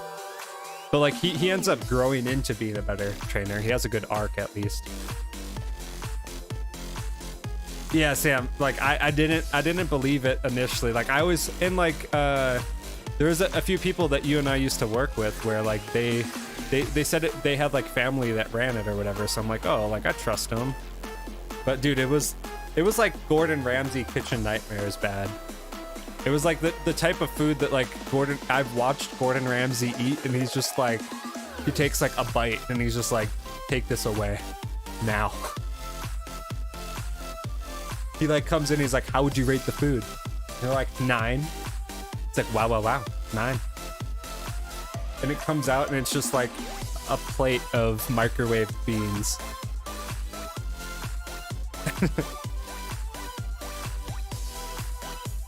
Yeah. I want to get a physical Ruby copy, but have to probably pay someone to replace the battery because I don't trust myself to do it. Yeah, Snom, like, especially on any of the Game Boy Advance games, like, be careful. I actually ruined my Emerald. I didn't like ruin it, like it still loads, but like I cannot put another battery on it because like the battery pads on the Game Boy Advance cartridges are so small that if you hit it with a soldering iron at the wrong angle or for too long, the whole pad lifts off the circuit board and you can't put another battery on it without like running a jumper wire. I have done like probably like 100 battery replacements on the original Game Boy cartridges, and actually in these cases right here, that one and that one, I have like a full set of authentic Game Boys and Game Boy cartridges from Gen 1, 2, and 3. The Emerald copy in it loads, but like it does not track any of the time stuff anymore. But like I don't think that outside of like the berries, like it didn't really seem to be consequential for me. And in the sense that like I was going to be doing RNG abuse anyways, it's actually more advantageous if you're going to do RNG manipulation to have a dead battery, surprisingly enough. So I just dealt with it. And then I bought another copy of Emerald as a fixer-upper, and like that has a bad save chip. So I might end up replacing the board on that or taking it to like a local PCB repair place and seeing if they can swap the board and getting like a donor board. Because apparently the Japanese Ruby and Sapphire, they you can take the ROM chip off of like an Emerald cartridge and put it on like a Japanese game and it will work fine provided that you've got good connections on it. And with how much like Emerald copies go for, I think that would be worth doing or investing in, but I just haven't gotten around to it. I have 3 copies of Emerald though. I have a Japanese copy, I have an American copy with the bad battery, and then I have the broken Emerald one that I need to refurb.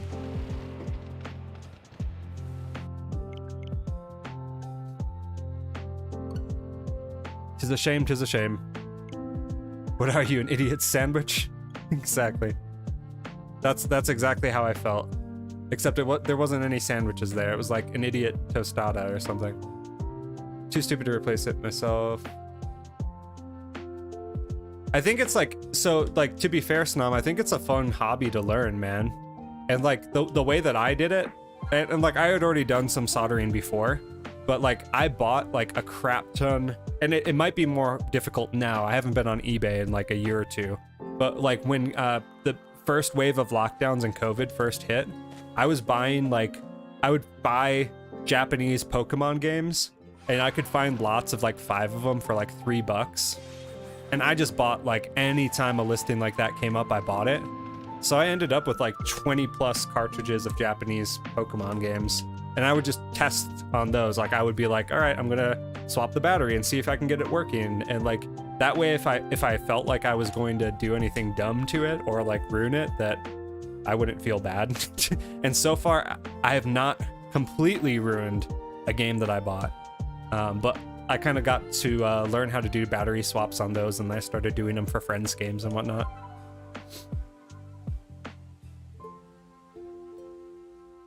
Finished drawing my new profile picture. Let me switch into it real quick. Let me take a look at that, Cynthia.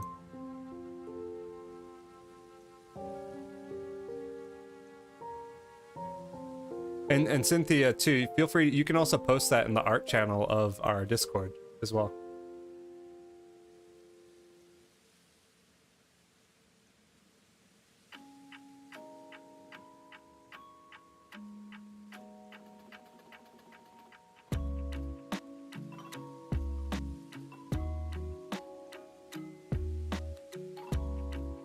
Oh, okay, no worries.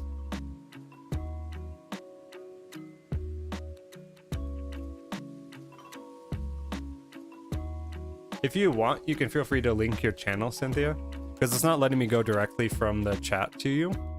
And like searching Champion Cynthia on YouTube is pulling up all sorts of results. But I'd love to see it. From like the little bit that I can see it, it looks good. An idiot burrito, exactly, dude. And like the server only like, and I'm not a stickler for bad service, you know? Like if I don't get the most attentive service, I'm still gonna tip them well. And I'm still gonna leave generally satisfied. But it was like there's a difference between like bad service and like almost hostile service. And like we got a little bit of that there too, and I was just like, I do not have a need to ever come here again. But then I went back to the original place I went to, which is La Cocina, and like the food there was fantastic again. And we got the same server, and she was super nice. She was awesome.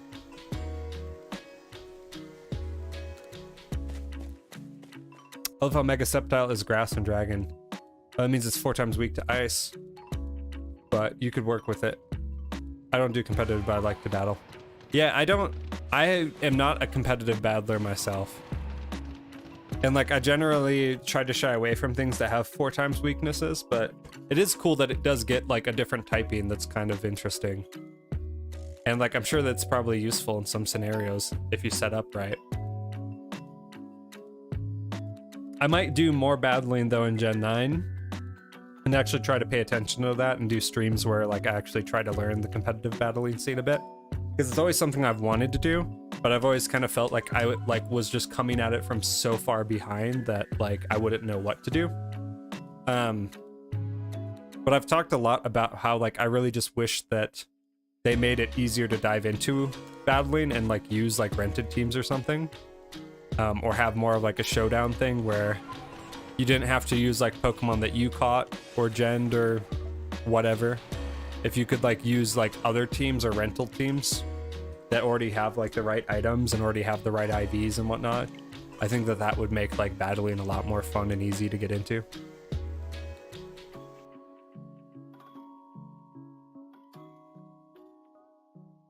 Oh snap, okay, yeah, Nightbot might do that. All good, Cynthia.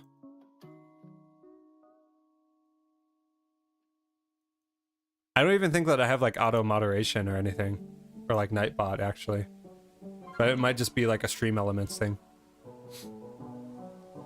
I leave 20% normally. When it's hostile, I only do 15.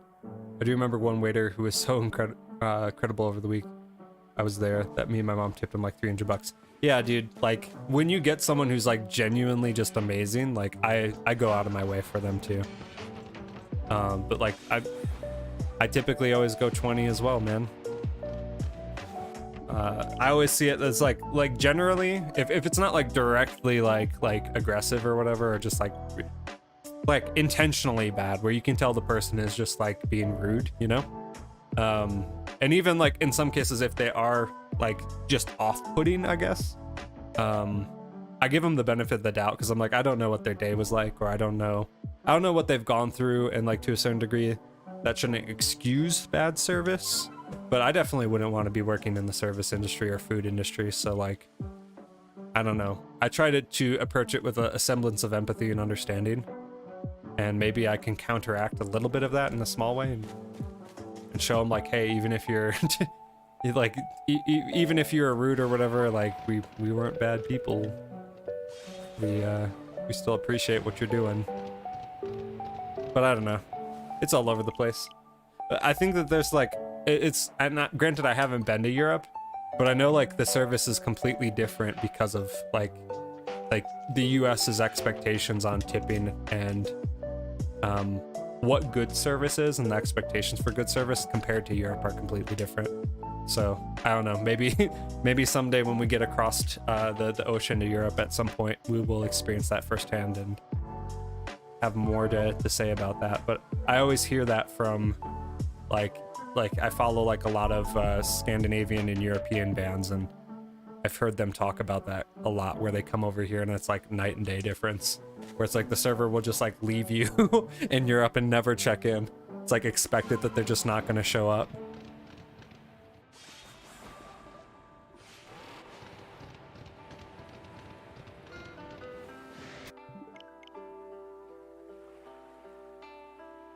Sure, yeah, we can definitely do that, Cynthia. That'll work.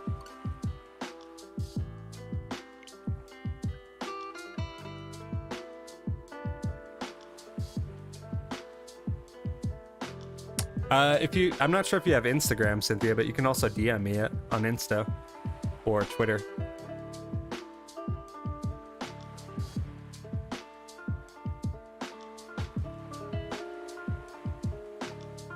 Gotta be up early tomorrow, gonna head out. Take care, Sam. Have a good night, dude. Thank you for stopping in.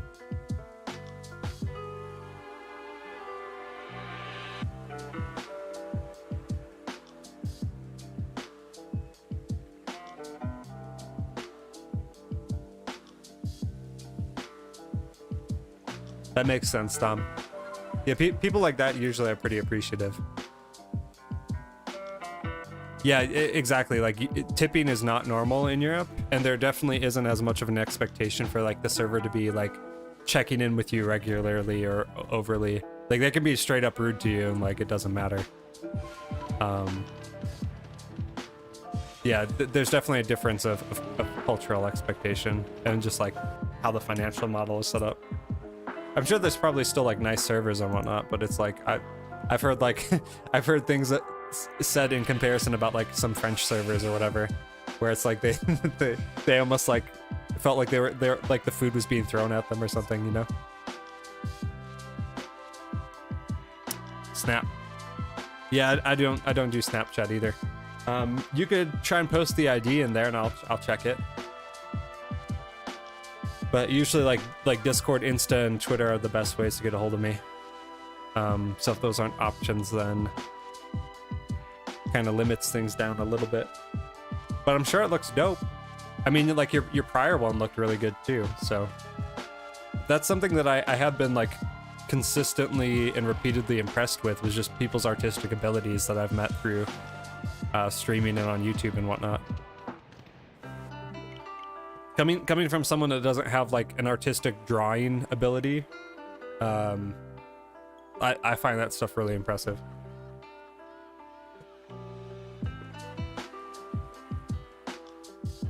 Who would you say is your favorite Pokemon champion, rival type, or Pokemon? I mean, like, I think like my favorite champion probably would be Cynthia, only because of like how difficult her encounter is, and like I didn't really understand it because I didn't play all the way through Gen 4 until like even just a few years ago. But coming back to it, I think like she's dope. As far as like type of Pokemon, like my favorite types are Steel and Psychic. Those are the two that consistently come up for me when I like list out my favorite Pokemon. It's always like Steel types, it's always Psychic types.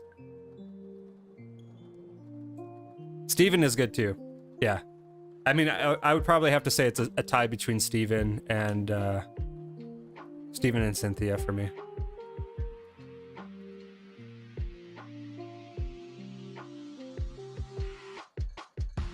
All good, Cynthia.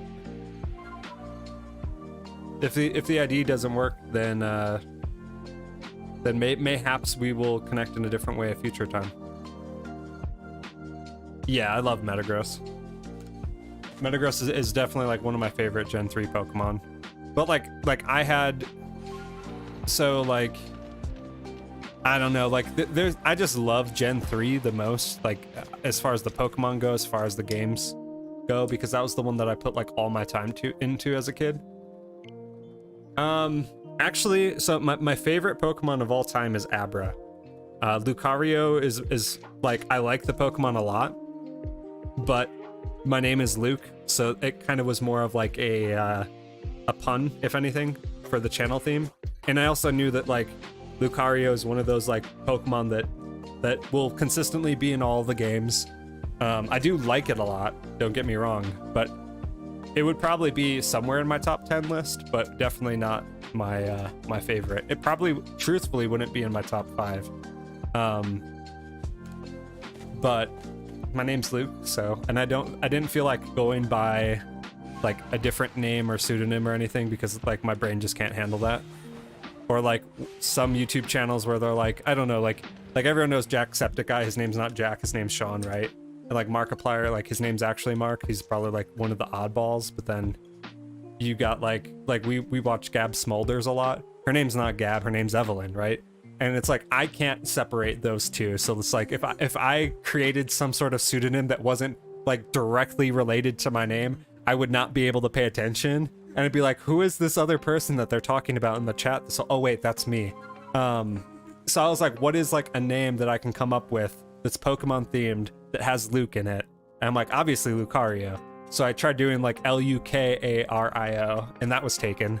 And then, so I was like, all right, well, like phonetically, Lewk, like my wife used to jokingly call me that, or like spell my name like that in messenger text. So I'm like, that works. And then like that wasn't taken, so I grabbed it. But then you also on the flip side have Lucaria, who's like Lucaria or Riya. I don't know. It's just a muddled and overcrowded space. But yeah, my favorite Pokemon, absolutely. Okay, top 5 would be Abra, Bulbasaur, Tauros, Swampert, and then from there, probably Metagross or whatchamacallit, Aron's evolution.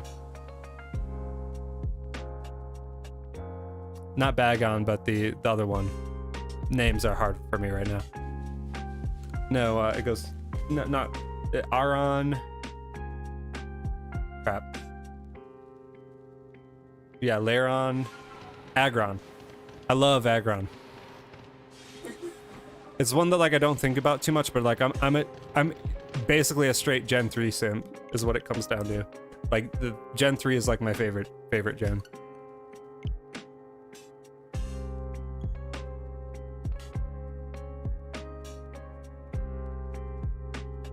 But I mean, top 5 changes over time. Aggron. Yeah, you got it.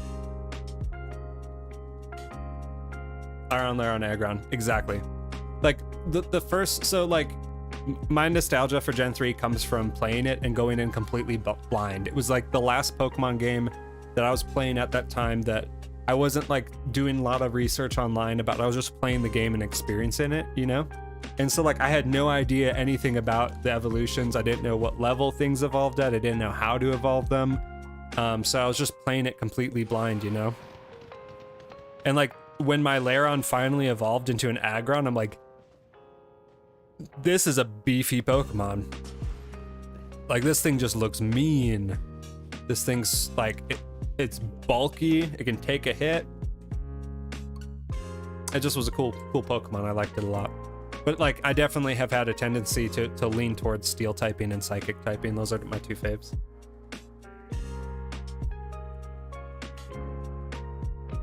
Yeah, and Cynthia, like, I only created the Twitch account because like I was debating multi-streaming on Twitch via Restream. So I don't even go on there, truthfully. But it's all good. Aspen Woods, welcome to the stream. And yeah, you guys post your top 5 as well. I'm interested to hear Snom. Cynthia, I'm gonna assume Garchomp is up on that list. But I love Charizard, but mainly for its shiny and Mega Charizard. I feel like dragons aren't powerful, very powerful. Like, I dig Charizard, but yeah, like my top starter is always gonna be Bulbasaur. I don't even like Venusaur that much. I just prefer Bulbasaur as a starter.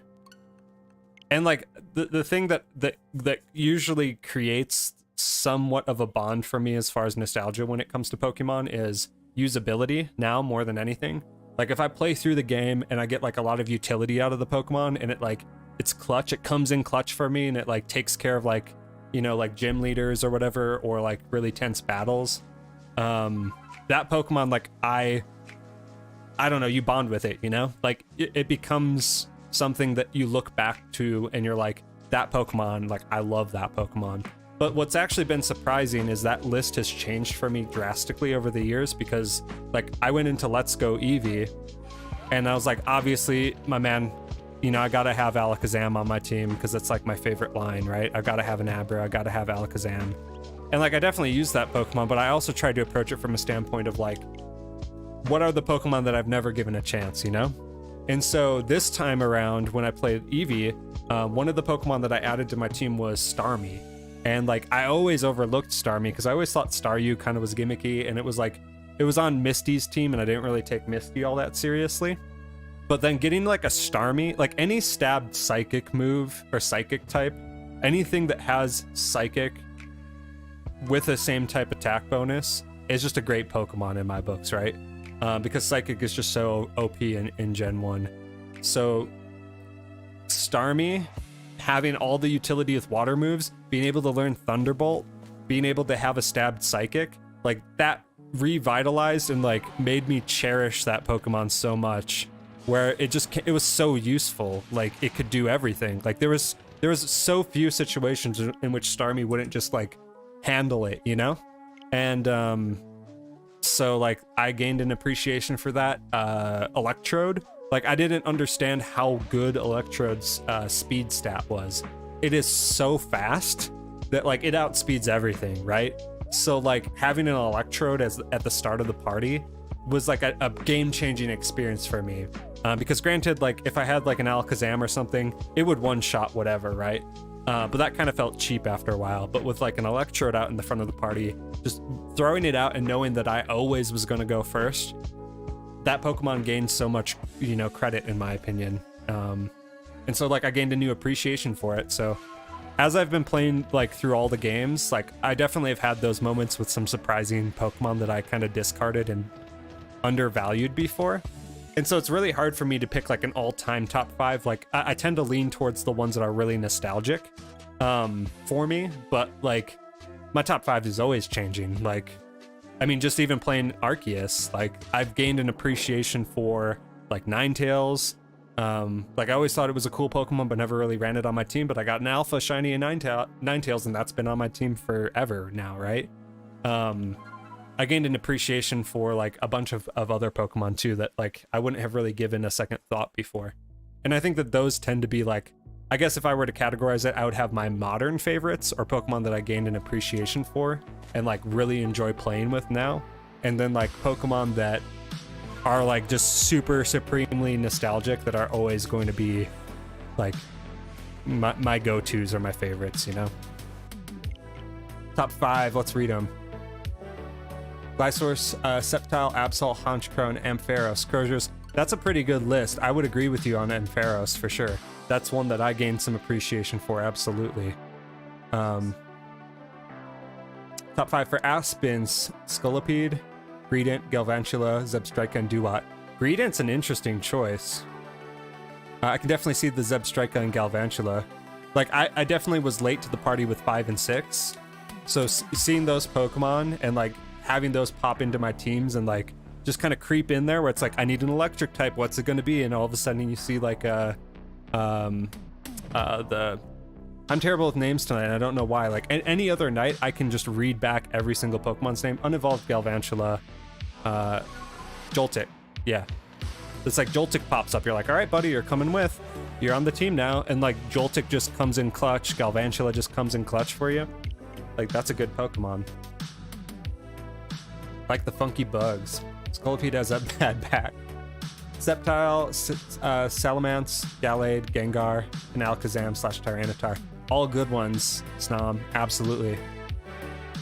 Champion Cynthia. Top 5 are probably Noivern, Garchomp, Mega Venusaur, Primarina, and Giratina. That's a team. Like, I had no doubts that your team would be beefy, but that is a beefcake supreme team of the top 5 for sure. Really love bugs. IRL too. So he's perfect to me.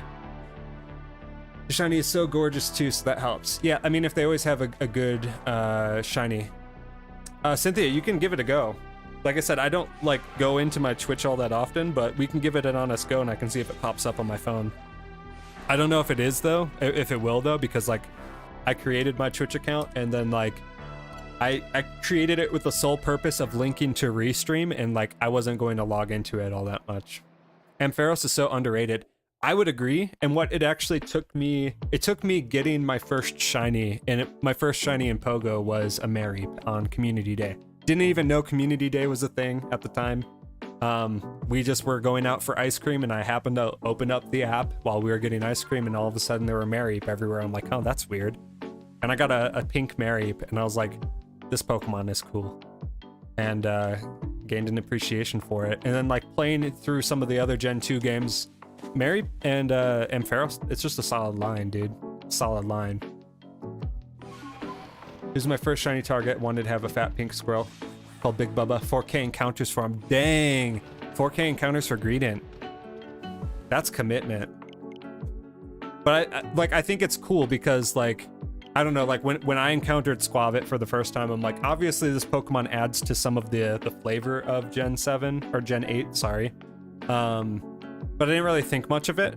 But like knowing that there's like people that have gone that far for that Pokemon and have like I said, gained like such a supreme appreciation for it. That's really cool to see. I mean, like I've memed on it before, but I know like a lot of people were upset with Dexit in Gen 8, and you know, there was that meme going around, or not even a meme, it was just the phrase going around where like every Pokemon is someone's favorite Pokemon. And I tended to discount that and meme on it a little bit. I'm like, no one likes Unpheasant. But I think it was like Psyduck that was in the chat that was like, I love Unpheasant. And I'm like, I'm sorry, man. Like, I don't know. I definitely think that like, I like seeing how people use different Pokemon in the game series and how they combine them with their teams, what their experiences are, because like everybody playing the game ends up going a different path. There's just so many different options to choose and you only got 6 slots, right? So to see that people are like doing 4K resets for Greedent, that's awesome. That's crazy to me, but like the fact that you got it for one, mad props to you. Supreme respect. First Sword and Shield target. Sceptile has a gorgeous shiny. Absolutely gorgeous, Croziers. I got in my Emerald cart, I've got a shiny Sceptile. Mega Ampharos is usually the butt of a lot of jokes, but I adore the design genuinely. Yeah, like I'm pretty like happy with most of the Megas. I think that they definitely like emphasize the design of a lot of the Pokemon. Let me just pop into Twitch real quick and see if that's there. Cynthia. But like, I definitely am happy with most of the Megas. Yeah, ooh, here we go. Okay. I got the link. Look at that, you got the Rotom Dex and everything. Is that Cynthia taking a selfie in a mirror? Is that what that is?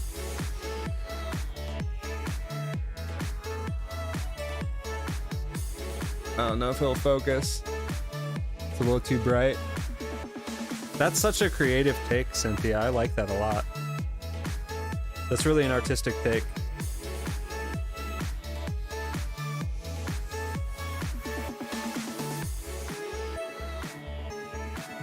I'm gonna take this link real quick.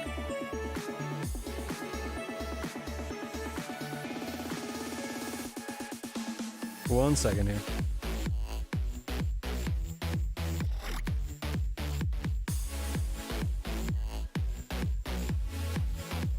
I'm gonna open this up so I can drop you a sub real quick.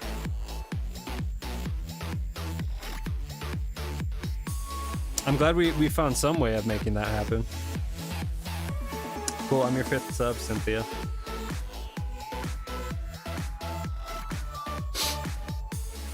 I like that pick a lot, though. That's a unique pick, kind of like the first person type thing. You know, she'd be on that Rotom phone too. Favorite early bird Pokemon is Talonflame. I have a special spot in my heart for all the Gen 5 mons, TBH. Dude, Unpheasant is amazing. See, that's what I'm saying, Aspen. Like, I did not have an amazing experience with Gen 5, and I skipped Gen 5 and then, like, struggled going back to it. Because, like, I played a lot of Gen 4, and granted, I skipped a huge period of time. Like, I didn't play them as they were coming out, so I basically got Gen 7 after skipping Gens 4, 5, and 6, got into Alola, started playing those games, and then I started slowly going back to the other ones. And so I went back to Diamond, I started playing through Gen 4, and then I picked up X and Y, and I loved X and Y. I loved Gen 6. Then I got ORS, and I'm a big Gen 3 guy, so I played through all of Omega Ruby. And then I went back to Black, but I went back to Black not for the experience of what Black could be, but because I needed to get through the transport park to be able to transfer stuff up to Gen 6. So I wasn't really playing Black with intent of like actually immersing myself in the world. And I think that's where I went wrong. I was kind of just trying to rush through it, and I was hitting these barriers where like I would be rushing to the next gym without grinding or going through the routes thoroughly. And so my Pokemon were underleveled and I was getting beaten down. And on one hand, I liked the difficulty because it wasn't just holding me by the hand the whole time. But I struggled with it, right? And so like, I was like, I just need to get through this game. And like, anytime that I would open up my DS case and be like, what am I gonna play? It always went to Gen 6. And so I'm like, I'm never going to get through Gen 5. And I was telling this to a friend, and he's like, I love Black and White. He's like, I will literally play through the game for you. And I was like, you sure? And he's like, yeah, just give me the cart. I'll do it in one night. Or however long, right? He like took it for a couple days. He took it for like a weekend. And then like he brought it back. He's like, all done for you, man. You're at the transport park. And he gave me my cart. And so I do have another copy of Japanese White that I have not touched at all or done anything with. So maybe I need to go through it again. I would love to get a copy of Black and White too, but like those are so hard to find. I might just have to do like an emulation for it. But I would like to try and give it an honest effort and an honest go again, and see if maybe that gives me a new appreciation for Gen 5. I do like some of the Gen 5 Pokemon, but like the bonds that I've made have been mostly with Gen 6, or coming to find out that like, oh, this Pokemon did actually come from Gen 5 and I just encountered it for the first time in Gen 6 or Gen 7 or something, you know? And then like turns out it's a Gen 5 mon and I'm like, I did not know that because I didn't pay much attention. But that is one of those things where I'm like, I know that like I am in a different vein comparative to like a lot of people that have a lot of nostalgia for that gen and really like it. Like I've consistently had people tell me that Black and White are their favorite games or the games that they grew up with. And I mean, my era was definitely like the first 3 Game Boy games. And then going into Gen 4, I kind of like had to pace myself and then my dog chewed through my Gen 4 game. So I was like, okay, I guess I'm done with Pokemon, and I didn't pick one up until Gen 7, so.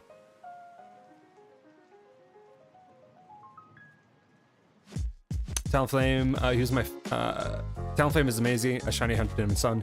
I dig Talonflame. I think it's a cool Pokemon.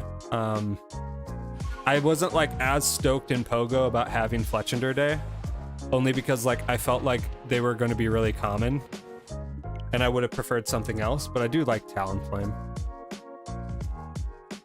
Could you not Pokemon Black White saved my life? I used to be very depressed when I was a child. Taking care of my Pokemon team was my favorite thing. When I got sad, I think, but Zebby and Jolty would miss me. Got it. I'm glad it was there for you, and like for one, thank you for sharing that, because that's like, I mean, that's a pretty personal thing, right? But like, yeah, like I think I really need to give it just a fresh and honest go, where I play it like I would have played Gen 3, or like I would have played Ruby, and I think I would probably appreciate it a lot more.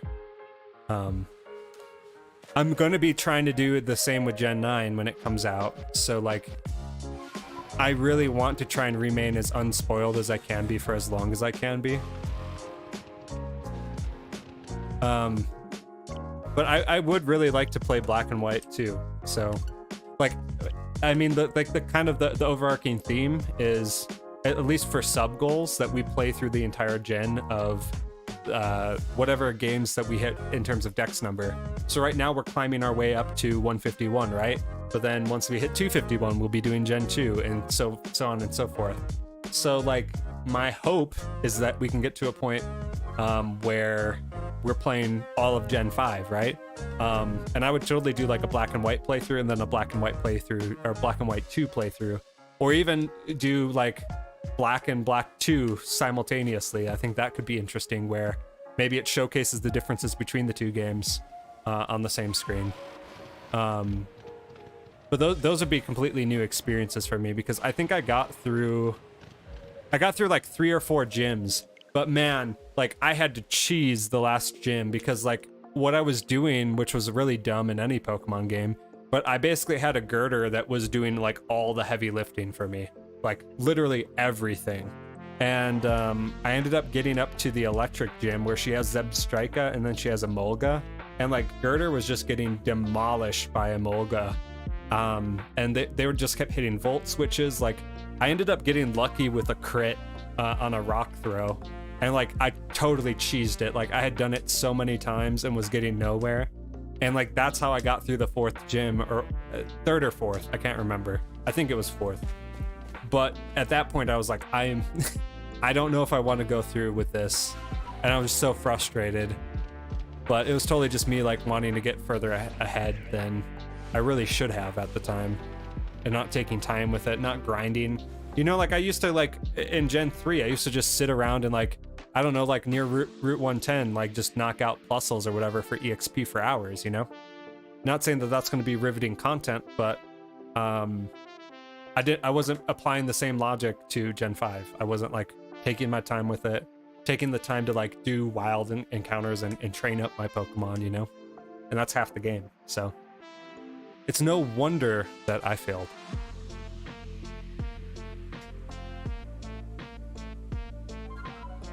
Yeah, exactly. Cynthia trying out the new Rotom phone. Exactly. No, Aspen, in no way, shape, or form is it too much. Like I'm always of the mindset that like if it's all with what you're comfortable with, right? Provided that people are keeping it on the up and up, and keeping things not necessarily all positive, but like PG-13, you know, just appropriate, because we do have like young viewers and whatnot, and you've been doing that too. So no worries whatsoever. Like what it's always whatever you feel comfortable. I never want to feel like people can't share their experiences in chat, especially like mental health experiences, because like I've gone through my share of mental health issues and you know, struggles, and you know, my family has, people close to me have. I'm definitely a proponent of like sharing those stories, because I feel that it helps create solidarity and it helps people feel like they're not alone, and may help other people out that are going through the same or at that same point in their life. Like just as I just mentioned, we have a lot of young viewers. We have a lot of young people that are like, that have said that they're struggling with like, you know, mental health or struggling with similar stuff, you know, like chaotic home lives. And, you know, I'm a parent as well, and my daughter is getting into her teenage years. So like, I definitely am, I understand that, I guess is what I'm trying to say. I'm empathetic to those situations, and I think that if it helps, like, share away. It's a safe space here. Right. My wife just said, and I don't know if that caught the mic, but she said we're also not old enough to the point where we can't remember our own experiences. Whereas like my parents were quite significantly older than me. And so there was like a relatability factor that really, there was a barrier there in terms of generational differences. But two games are massively different. Yeah, I know a little bit about the premise between Black and Black 2, so. Dude, Cynthia, I wish my house was super cold right now. My wife would not agree. But like, it's like I said, it's been muggy, and like it's getting to that point where like it's almost colder outside than it is inside because the house just retains heat during the day. But like I would say like probably end of this month, I'm gonna have to climb up on my roof and start making sure that my swamp cooler is prepped for summer.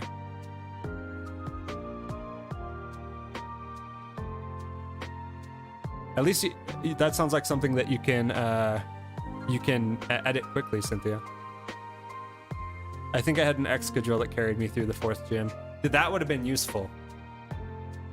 That would have been much more useful. It's kind of cold in my house if I have a fluffy blanket. I mean, like, I'm always someone that if I'm at room temperature, I'm like 5 to 10 degrees hotter personally.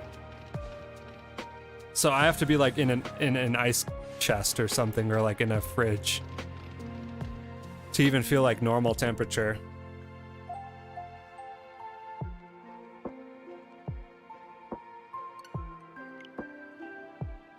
Yeah, Aspen, exactly. That's what it comes down to. Like, I definitely feel for that. I think that like everybody is dealing with very different struggles, right? But like, I think that sharing that can help.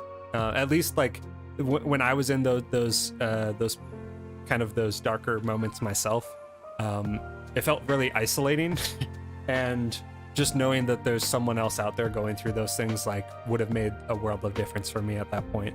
I got through them, you know, and but like mental health, it isn't like an exact thing where it's like I don't know, it ebbs and flows for me. I have like seasonal depression, and like my whole family pretty much does. And so for me, it is very much a seasonal thing. I've been able to handle it a lot better recently than I have in the past. It used to be a pretty debilitating to the point where like, I mean, fall would hit and I would start getting really withdrawn. But thankfully, like it hasn't been as bad in the last few years, but I don't know. It ebbs and flows for sure. And like, obviously you've got environmental factors, you've got like, I don't know, social factors, you've got all these other things that impact that as well, or impact mental health as well. It's not, I guess, a simple thing in any way, shape, or form. But my sincere hope is that like things work out for all of you positively, and continue to do so, because I want nothing but good things for all of you. So.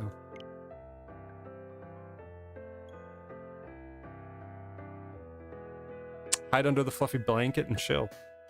Gotta stay warm. Sounds cozy to me.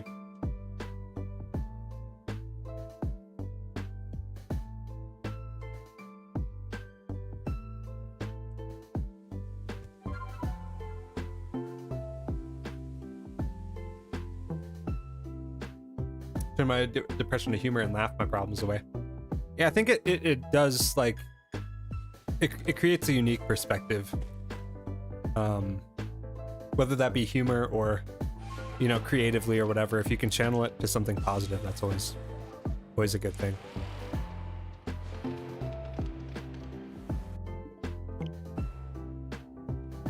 Got it, Aspen. Yeah, that I get that, and I'm sure, like, I don't know, like with you know, some of the stuff that I'm experiencing and my wife's experiencing, for instance, is just like how like diagnoses can change over the course of time, and like we're kind of in a discovery phase of trying to see if like something else might be the cause of some of the stuff that we've both been going through. And then like my kids are getting to that age now too, where you know, there might be some other mental health explanations for, you know, my son, for instance, right, and how he's interacting. And it's not an exact thing, and you know, but I think that there is something to be said for people sharing that, and like people expressing that in whatever means that they feel comfortable. You know, for me, like my safe space and sanctuary for the most part is music and like playing my instruments, and it's been really freeing for me because lately I've actually been really doing that a lot, and I don't always and it can be difficult at times when like it's really kind of contradictory and weird. Like I'll get into those depressed mindsets, right, and then that will in turn discourage me from doing the things that make me feel better, right? Or make it easier to kind of cope with at the time. And guitar is one of those huge ones, right? Where like I'll play and then I'll feel better, and I'm like, man, but like it took so much effort to get to that point. Just mentally. Let alone like if you've got physical stuff going on that also weighs into that. Trying and laughing it off for my coping mechanisms. We all got them. We all got them. Absolutely.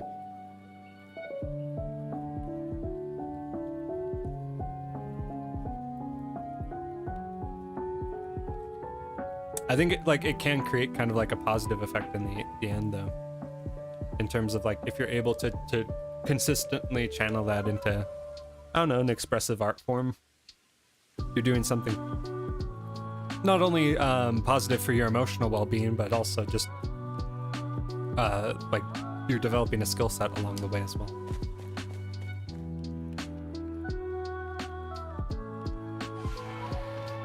Yeah, there's like a lot of people that I'm learning are drawers as a result.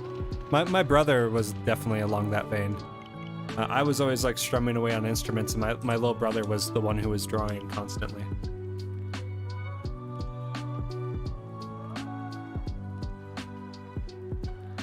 Sometimes with me, I can't even get to my laptop to draw.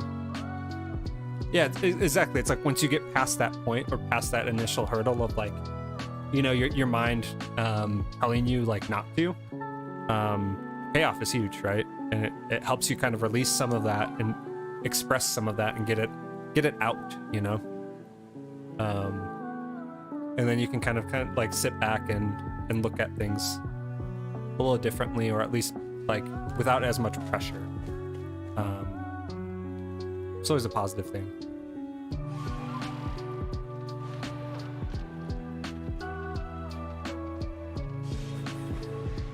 I totally feel that, Aspen.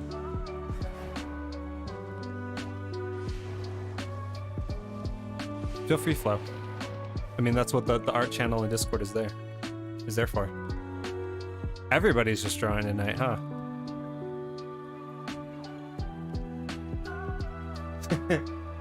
Wife's coloring, she's shaking her head over in the corner. Hey, you still got pen in hand or marker in hand, right?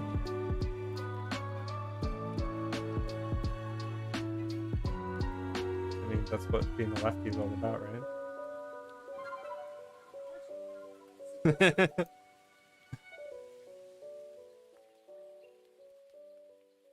The artist awaken once it's midnight.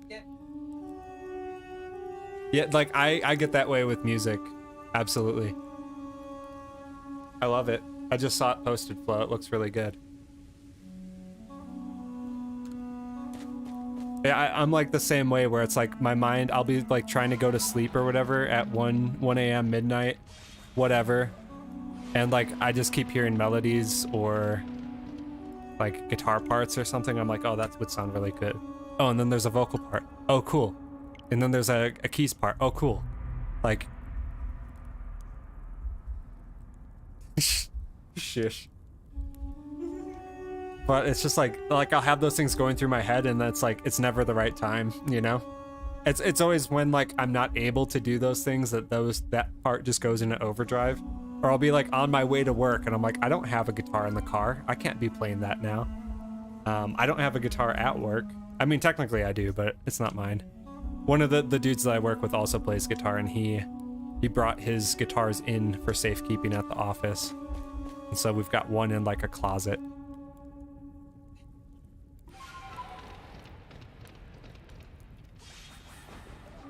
Hey, it is super easy, Flo. You don't need to know how to play an instrument these days in a lot of cases.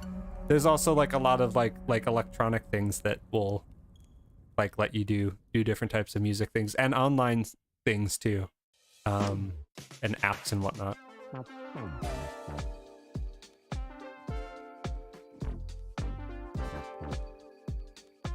I mean, in singing, absolutely. We think that my wife has ADHD, so yeah, totally get it. I have a gamepad thing that has clicky switches and buttons on it to help with my ADD. Yeah, like a fidget thing. I definitely get that way too. Like I click. I always have to have like I take on and off pen caps. Like I just will do that endlessly, and then remotes. I'm really bad with remotes. If there's like a back plate on the remote, I'll click it endlessly, or like we have a Fire Stick. I like slide off and on the back plate repeatedly. I'm pretty sure I've worn it out to the point where it won't stay on anymore, but I will play with that and just keep doing that as I'm sitting.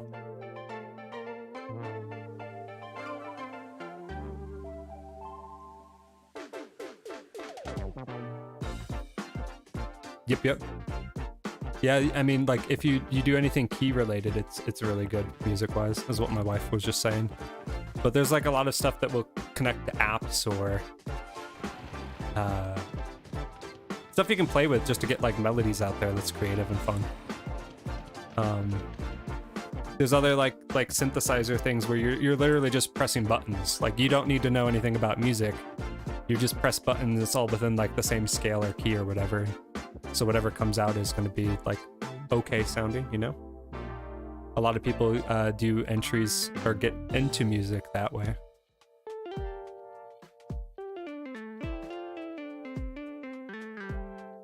I used to wear my pens because I clicked them in and out so much. Yes, like I take them apart, right? Like so, like I like popping, like if you have like a Bic pen, like a standard Bic black pen, I pull out like the tip and the ink cartridge, and like I reinsert and pull out, and like I just do that all like while I'm working or while I'm talking or while I'm listening to someone, and then I end up losing the cap, and then like one of the times like I'll end up losing the ink part, and so I just got like a bunch of random like Bic, like a graveyard of Bic components all over my desk randomly. I'm like, okay, that was worth it. Now I need to find a new pack and like reassemble these.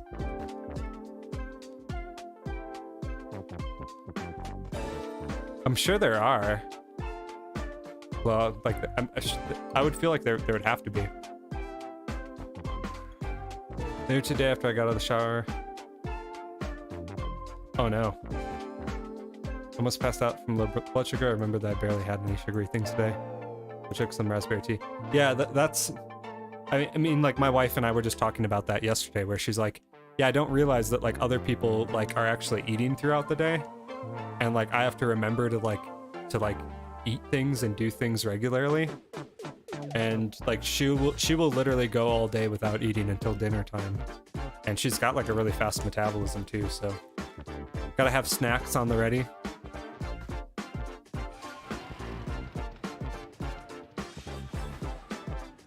Glad to hear that you're doing fine. Hopefully I'm not oversharing too much. Okay. Chewable necklaces. Interesting.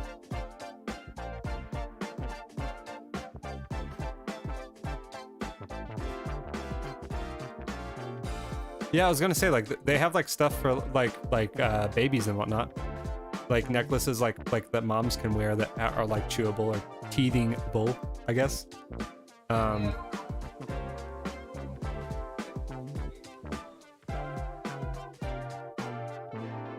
Interesting. I can't say like I'm a big chewer, but like if I have gum, I'll chew gum for sure. But I don't really go at it too hard.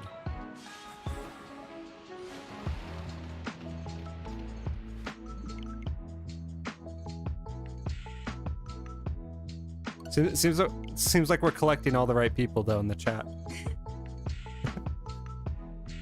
It's like everyone's on the same page. But my wife's going through all the same things. Like you guys are in good company.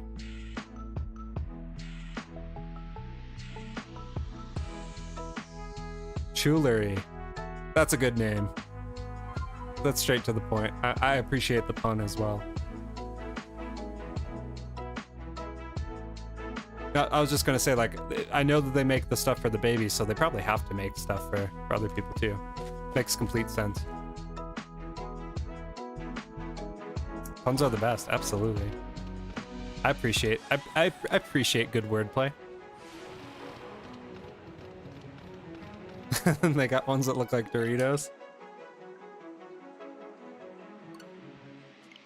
Sounds good, Cynthia. And Aspen, yeah, you can feel free to post.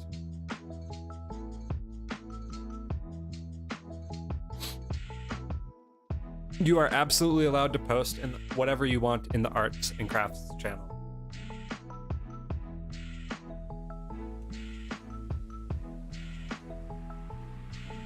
And welcome to the Discord, by the way.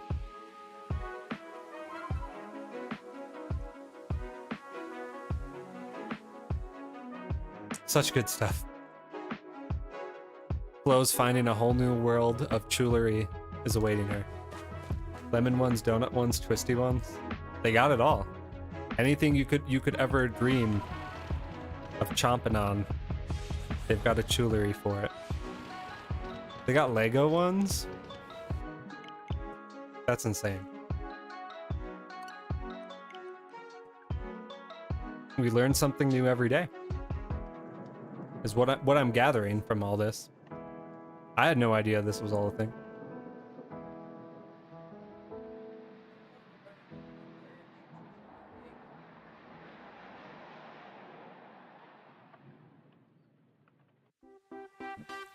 I hope you get a little warmer, Cynthia. Hope you warm up soon. I know that's always the constant battle for me in the inverse, so I feel you.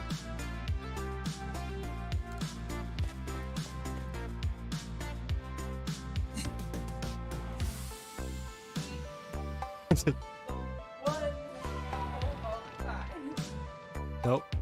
I heard that's also an ADHD thing, is something I didn't know, but like temperature regulation, I guess. It explains a lot, but I was not aware.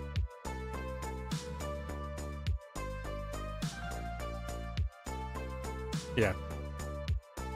My wife's always called the running joke is that she's a lizard.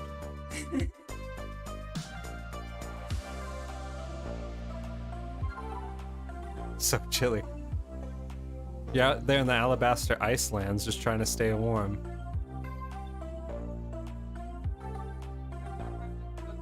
Yep. I was like, I'm like in like a t-shirt and shorts, and I'm like dying of heat exhaustion. My wife's over there bundled up in a sweatshirt, thick winter blanket. And she's like, I'm still cold.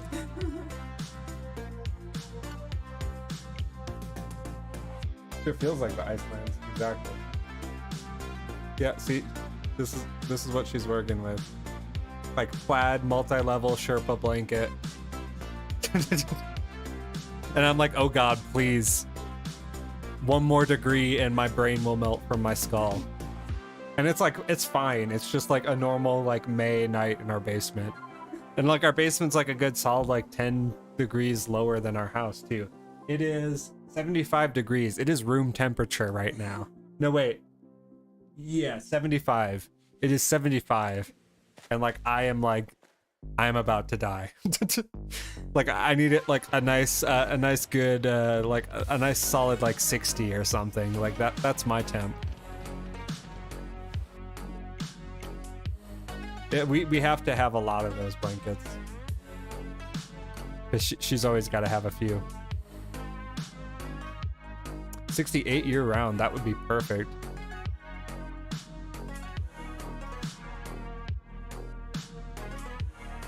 Ours definitely fluctuates a bit, but it's because we don't have like a solid AC system. We have like just an evaporative cooler, which it keeps the house cool enough to the point where people aren't dying, but then we still have to run fans and whatnot. We'll get a new AC system some point.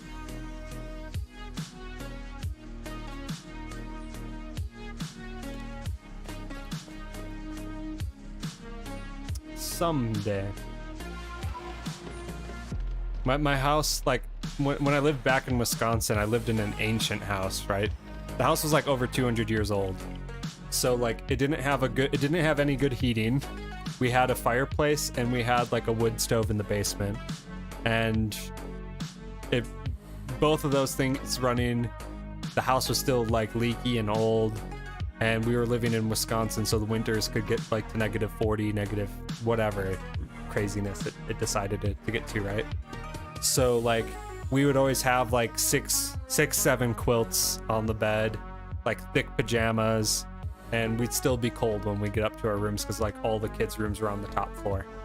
And in the summer, we had like window AC units, but same thing, like they typically did not cool anything off, and the humidity was so bad that like it was just roasting. So you'd have the windows open, you'd have screens on the windows, and you'd have just a huge box fan just going on you like all night, and you still would be too warm to actually like fall asleep. So that's how I grew up. So we're a far cry from that at least, and I'm grateful. But yeah, it was either freezing in the winter or like you were literally like sweating out every single ounce of fluid that you drank during the summer. It was gross. Can't sleep without a fan. The white noise is key to a good sleep. I like the white noise aspect, but also the temp thing for me. Like I get really toasty, even if I'm not sleeping with like a lot of covers or anything. Just laying on the bed and on that platform, and like the bed absorbing some of that heat. I was looking into like mattress pads, and I know that there's like a lot of cooling mattress pads, and maybe that'll help or something. But I just run warm. So if I will finally lay down to go to bed, and then I feel like I've got a fever or something. It's like, nope, that's just me being normal.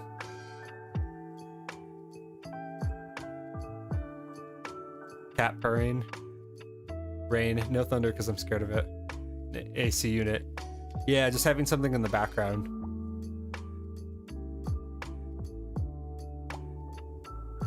Oh no. You just live off the grid.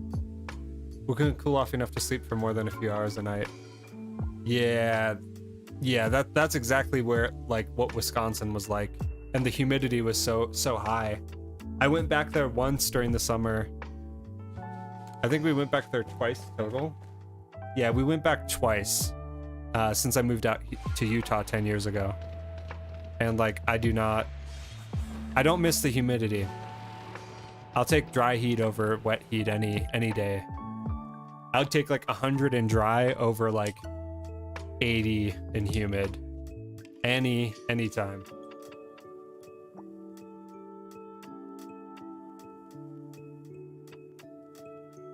If like the cricket's like further away, I'm fine with it, but some of them can be so loud that like they keep me up.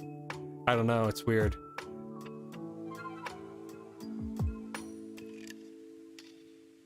I was always the type that needed to have like when I was a kid growing, I've talked about it before, but when I was a kid growing up, I had a Christmas bear. It was like a bear that would play it like it was like a plush that bear that had Christmas songs loaded into it. And so as you were you would like start it and it would go through like 5 songs or something, but it'd only be for like a few minutes, right? So it was like 90 to 100 degrees and like 80% humidity. And the entire summer I was a toddler and I would not sleep. I would wake up anytime the bear would stop playing. And so my parents were like literally going insane because it was just Christmas music all summer. And they finally were like, we need to figure out something else for Luke. Like we need to figure out something else. And so then they got me a tape player with like a bunch of different types of like ambient noise sounds. Like obviously this was back in the 90s, right? So like there wasn't like a lot of options for like CDs or anything. It was all on tape. And so they got me like cassette tapes. So I had like an Amazon rainforest one, I had a birds one, I had a river one, I had a rain one. But like I was too little to understand how to use the tape player fully. And so like the minute the tape would stop playing, I'd be like screaming to get another one. Or I'd be yelling for my parents, you know? And so finally my dad just is like, this is how you do it. And he showed me. And so then like at that point I had my own tapes and like knew how to use them and would take care of my tapes. And I'd have a different tape every night that I'd go with. And then they started making like the all-in-one units that would just make that noise for you all night and like shoot like some low lights on the ceiling or whatever. It's supposed to help you relax. But now there's just YouTube and like 10-hour videos, so technology evolved. There's like 50 crickets in my garage. That sounds like a lot of crickets. You got like a whole choir of crickets going. Got like some cricket tunes in there going da la la la whoop.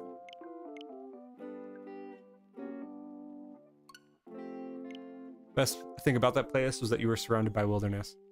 Saw a bear a few times and mountain lions were everywhere. Yeah, like I'm a big fan of nature and such. And like I didn't get to see it like do a whole lot of that when I was growing up because I was in the southeast part of Wisconsin.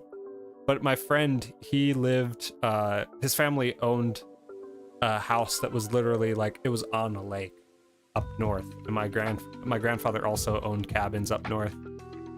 So we would drive up north like 3-4 hours up north into the quasi-Canadian wilderness. And I loved being up there. Now where I'm at in Utah, it's like a 45-minute drive to get up in the mountains. Less depending on where you want to go. But there's like some pretty remote spots that are only like an hour away or so. And so like we make yearly trips where we either go hiking or camping or fishing or somewhere out there. And that's like the time that I get to like fully like decompress my brain and like just like exist without worrying or without stress or anything is when we get up to those places. So we're going to be spending a lot more time in a few months doing like some national park stuff. And that's always been a really amazing experience as well. It's like getting out into like some really vast remote nature and just being like in awe of everything. And I don't know, just not thinking, you know, being able to shut off for a little bit and just be out there and exist amongst everything. It's a good feeling.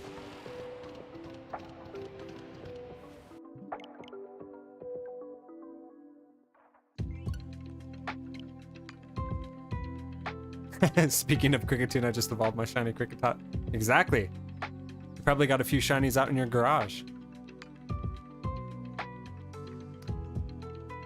Grew up in the Hispanic district of Tulsa, back when Tulsa wasn't gigantic. Got it.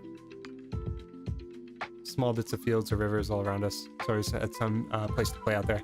Yeah, like the house I grew up in was literally like right on a pretty large river. And so like we'd always be running around down there and like fishing or trying to catch turtles or whatever. And there was always like woodlands and like marshlands around where I grew up, so that was cool. But nothing that like I would consider like super wild wilderness, you know. It took you a bit to get out into that in Wisconsin. But then coming out to Utah, I was like amazed because everything was just like, it was modernized, but then if you wanted to get into something like a really remote situation, it was just right in your backyard pretty much, you know? So you could just go up there and get to it really quickly. And it was like, it was wilder than anything that I had seen in Wisconsin by far. So, it's been a fun experience. Like, and I love living out here in terms of just how beautiful it is and how varied it is. So yeah, I definitely do not want to go back and live in the Midwest in any caliber. You got a whole massive mass outbreak in your garage. Exactly. You got some alphas.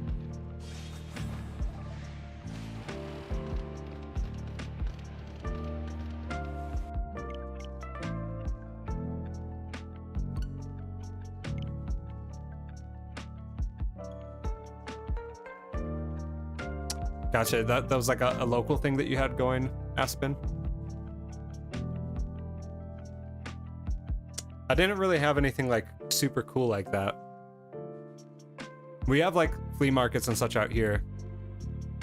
And like there's been some retro game like flea markets that I've wanted to kind of go to and check out. I doubt like the prices would be that great, but it's always just been kind of like something that interested me a little bit. Oh yeah, in the Midwest, yeah, absolutely. Or like Ohio, I guess Ohio's Eastern, but still. Like when I think Ohio, I think like regionally it's similar to the Midwest more so than it is Eastern, you know?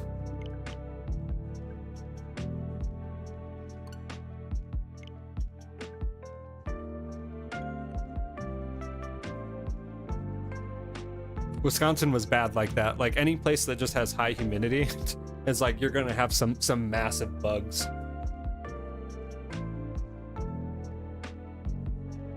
Yeah, I don't know if the humidity is anything like the Midwest. Then yeah, like things just grow bigger in that. I don't know. At least it's not Australia. Yeah, you can always be thankful for that. You're getting a flea market in an abandoned shopping district 2 blocks away from my childhood home. That sounds really cool. I'm sure you found like a lot of really awesome finds from that. We have like some bigger regular ones, but I've never been. It might be something I need to take my daughter to. I think she would get a big kick out of that. The only thing that like I guess I came back to and it was just gone in my childhood was, so like I lived on this street in this historic district of this already small town, right? And down the street from my house was just a row of bars. There was probably like 6 or 7 bars that were just all lined up on the street. And the one at the end of the street, they would do Tuesday night wings. You could have all you can eat wings for $6. And the wings were fantastic. They tasted great. You got your choice between buffalo and barbecue. And like I would go there every Tuesday with my friends. Or no, it was Mondays. Sorry. It was Mondays. I'd go there every Mondays. They did tacos on Tuesday. They had a endless taco bar for $6. And I would do endless wing nights with my buddies. Like every Monday we'd be there, right? And so like it had been a few years. I was coming back to Wisconsin. So I'm like, we've got to plan to at least be there for one Monday so I can finally take my wife to it, because my wife and I were long distance. She lived out here in Utah. I lived in Wisconsin. And I would always go on and on and on about the wing nights and be like, oh, like you should be here. Like, oh, you'd love it. And so we planned the trip. I came in on like a Sunday or something. So I was like, okay, Sunday we settle in. Monday night though, we get to go do wings. And I went, we got there, and I'm like, all right, we're ready for endless. And like, they were like, we stopped doing that last week. It had been like literally years since I had been out. And I was like, wait, what? Last week? And they're like, yeah, we stopped that. Like last week was the last one. I was like,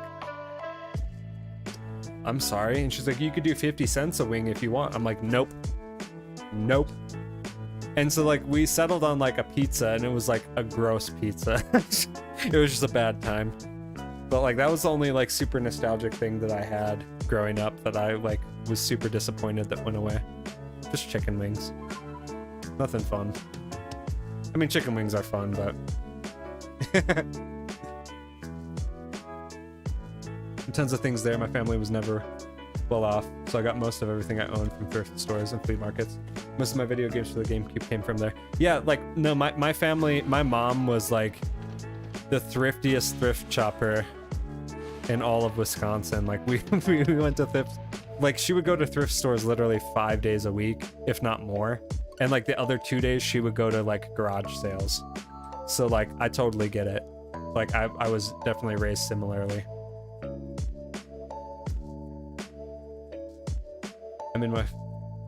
I'm in bed right now.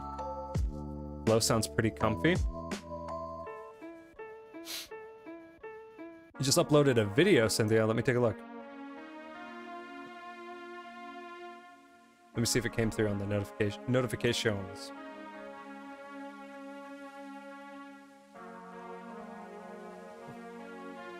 Was it the short that you just posted? Aha, it was.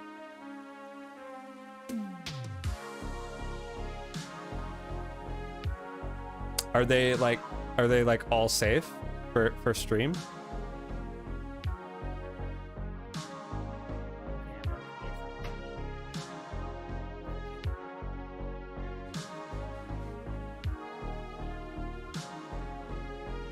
Okay, yes they are. Let me give it a look.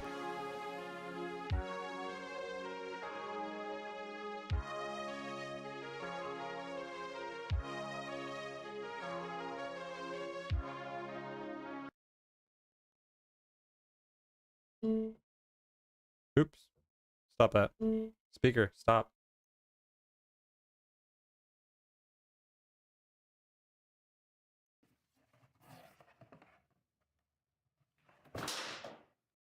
Okay, I'm about to get something to eat.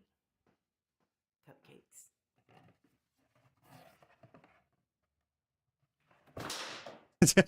Okay, I'm about to get something. Got it. We're out of the cakes.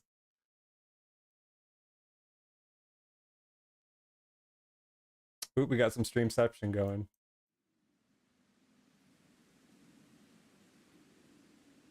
I will drop a like.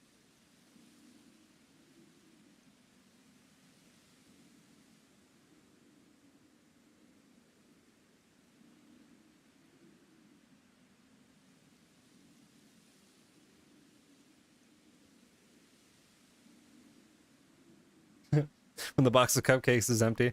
Too relatable. Okay, I'm about to get something to eat.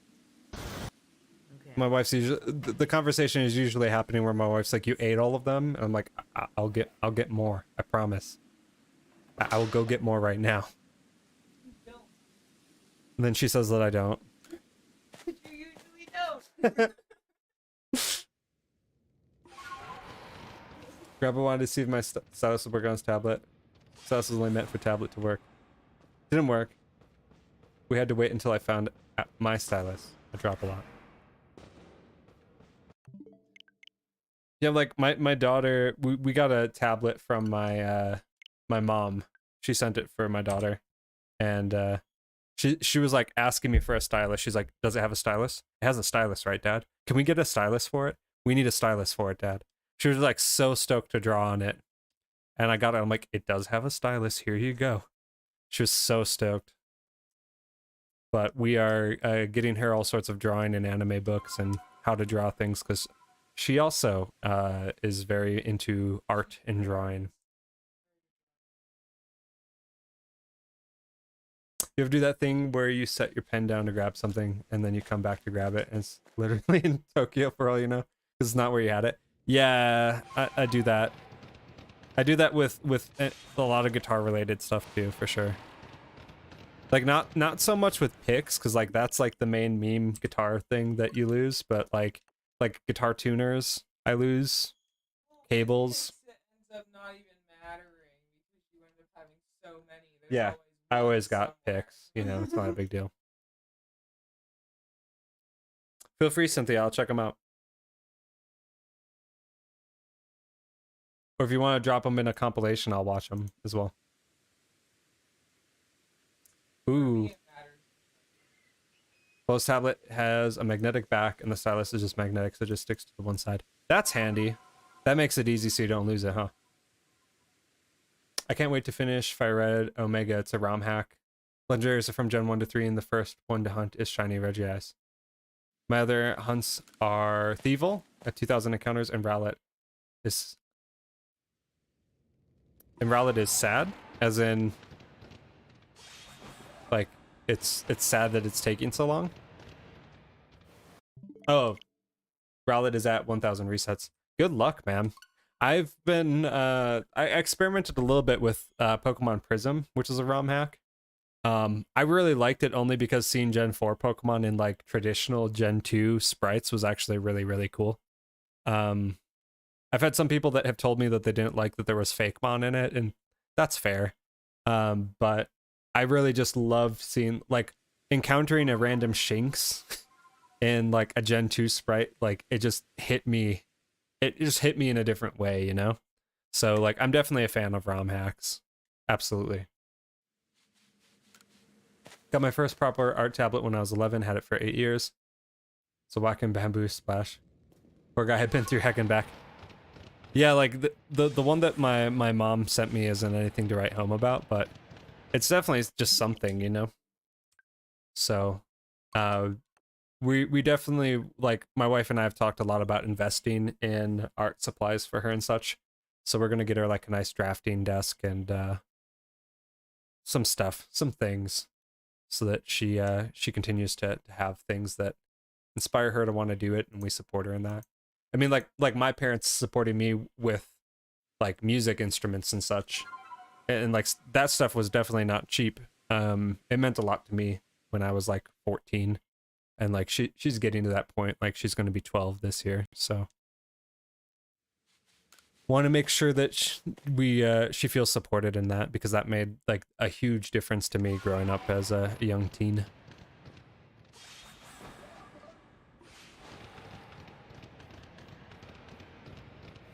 Jumping that falls in the abyss, also known as under my pillow.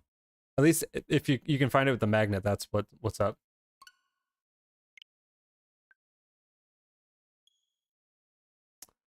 Crochers, if you're asking like what cave entrance, this is the north.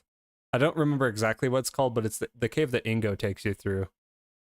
It's the north entrance right in front of the mountain camp.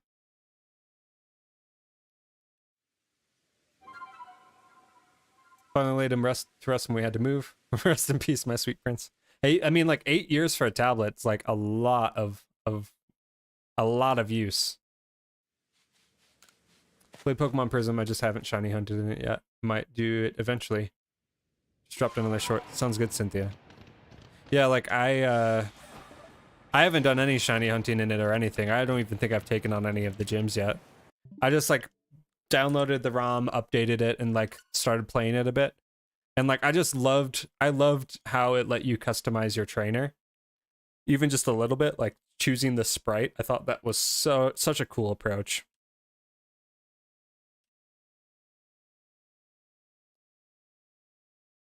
My parents never understood my strange obsession with bipedal animal characters, but they supported me anyways too.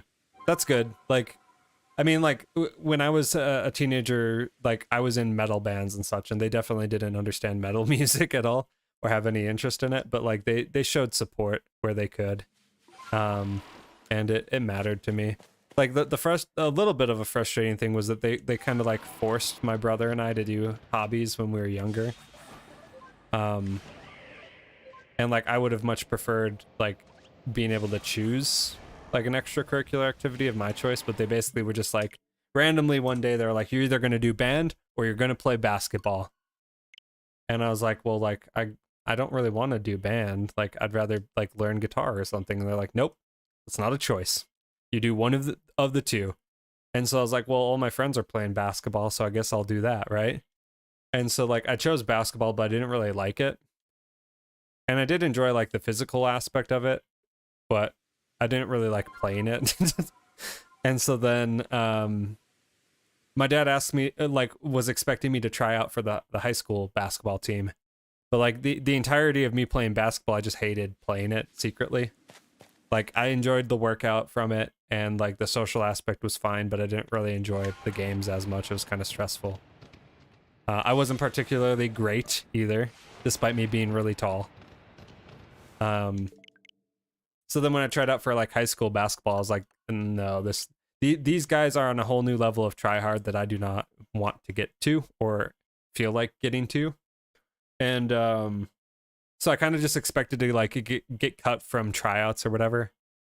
And like I was just going to tell my dad like, hey, like I got cut or whatever, and that be the end of it, and just not try to do basketball anymore.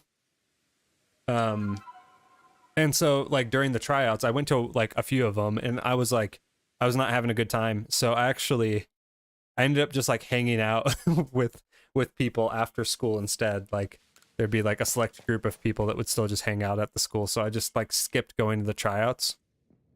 And thought like, oh, this will be fine. Like I'll just say that I got cut and that'll be that.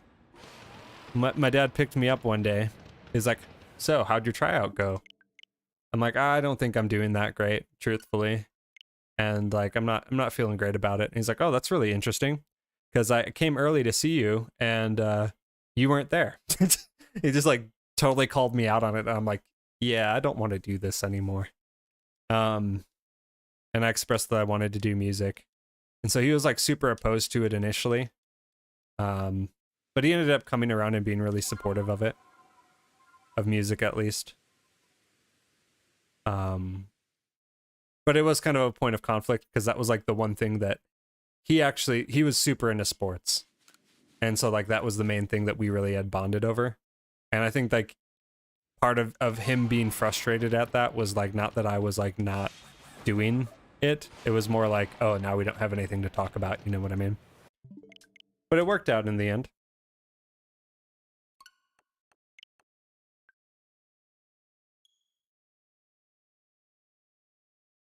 So you can definitely post that in the art channel. Like as long like the only real restrictions as far as what art you cannot share in the art channel would be like if it's like explicit or not safe for people. Not safe for yeah, for young peeps.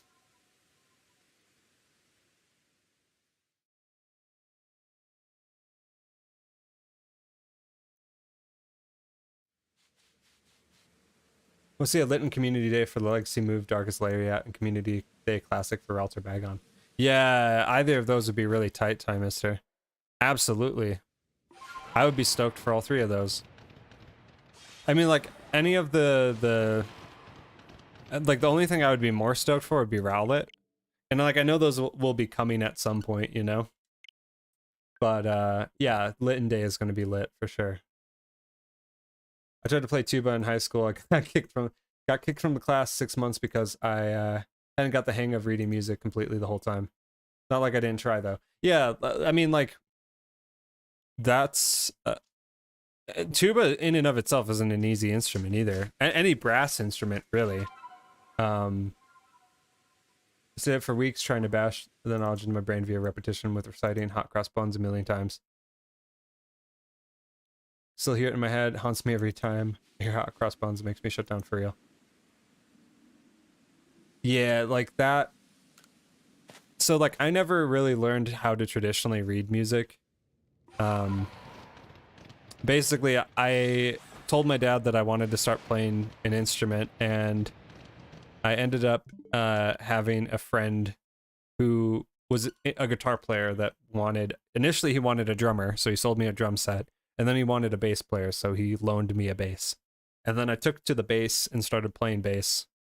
And I wasn't particularly good, but I ended up learning. And then as I learned more and more about not like notation, but music theory, I guess. And as a result, like I can muddle my way around music theory to write coherent guitar stuff, basically. And I'm getting a lot better with that, and like a lot better at not focusing on like reading notation, but more so hearing melodies and being able to like equate a melody to like what it actually is on the guitar, which is something that like I struggled with when I was learning how to play. So that's been like a brief summary of my musical experience. It's definitely not like I can look at sheet music and instantly play it or make sense of it, really. I don't think that that's like that's mutually exclusive. Like some people just are more wired for that information and it just clicks easier. But yeah. Main instrument is the recorder. Dude, like they did that in my I think like almost everybody probably has the experience of playing recorder for school at some point. I don't know if they're still doing that in school. I don't think my daughter's had to yet. But that was definitely part of that era that I grew up in where they like forced all the kids to play recorder. And I hated that. I hated that so much. I hated it. Like I kept wanting to play guitar though. Like guitar was a pretty steady interest of mine, and I had friends that were learning how to play it. And I was like low-key jealous of in school. And they were only learning how to play like random acoustic stuff or whatever. But like I remember like them saying that they were going to guitar lessons and me really wanting to do that. But then like I ended up finding my own path to it, I guess. Boomwhackers are childhood, absolutely. If they weren't lightsabers, they were really loud lightsabers.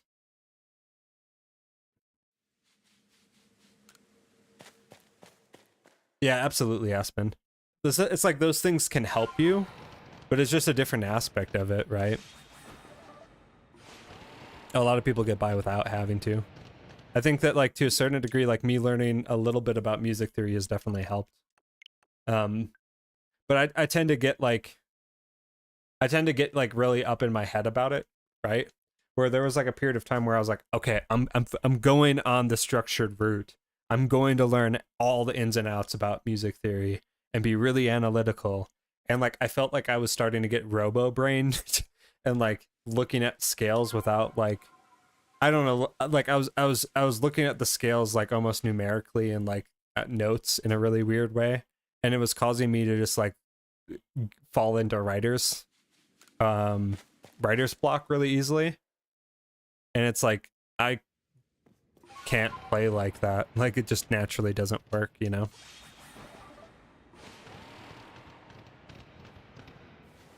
So I had to like learn enough to be able to frame things so that I have it kind of like in the back of my mind, but then if I'm like writing a riff, then I can play around with it. Or if like for instance, if I'm like find myself writing within a scale, right? Because I'll like naturally find myself moving into a different mode or a scale or something. Pulling up like a readout of what the scale is, or like a map, a cheat sheet of the fretboard, can be really helpful because it can kind of like show me where to go. But usually it's just by me, yeah, learning and playing by ear. Or like kind of just working out the scale myself as I'm playing through things and then building off of that. Like, oh, that sounds good. That sounds good. That sounds good together. That sounds... Yep. Slowly and surely. Well, I mean, the fact that you couldn't at all before and now you can fairly well, I'd say that's pretty impressive. Yeah, I mean, there was a point where I could not make... I didn't even know that the notes repeated on the fretboard. Like, there was a point when I was like a teenager where I thought that every single string and every single fret was a completely unique note. And I mean, to a certain degree it is, but like it's octaves, right? And like I didn't understand what octaves were. I didn't understand any of that stuff. And so like I was terrible. I'm not gonna lie. And like I was in garage bands, and I remember being in these band situations where like I did not know what I was doing, but I was like, oh, I don't really need to. I'll just like fake it, and then like I'll figure it out, you know?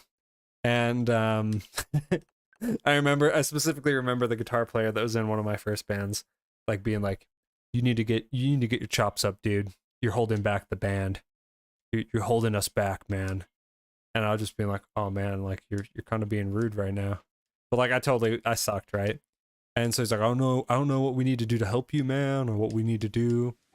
And I ended up just spending a lot more time with the other rhythm guitar player, and like him showing me the riffs a bit, and like I tightened things up, and then like I came out to meet my wife, and they played the one show that they actually had like a photographer come through. They had planned for when I was coming out to see my wife. And so I was like, you guys know I'm going to be gone, right? And they're like, sorry, man, we booked the gig. And I'm like, okay. And so they got like the official band promo pics, and I wasn't in any of them. And I was like, cool, sick. And so then I got back, and like, I was like, you know what? Like, I'm just not going to do this anymore. And so I quit the band. And was like, you know, like, it was weird, but it kind of made sense because I knew I was going to move out to Utah and I wasn't going to stay in Wisconsin, and like they were all going to college and whatever else. So I was like, you know what? Like, I'll just bounce. I mean, 2 of them did, but.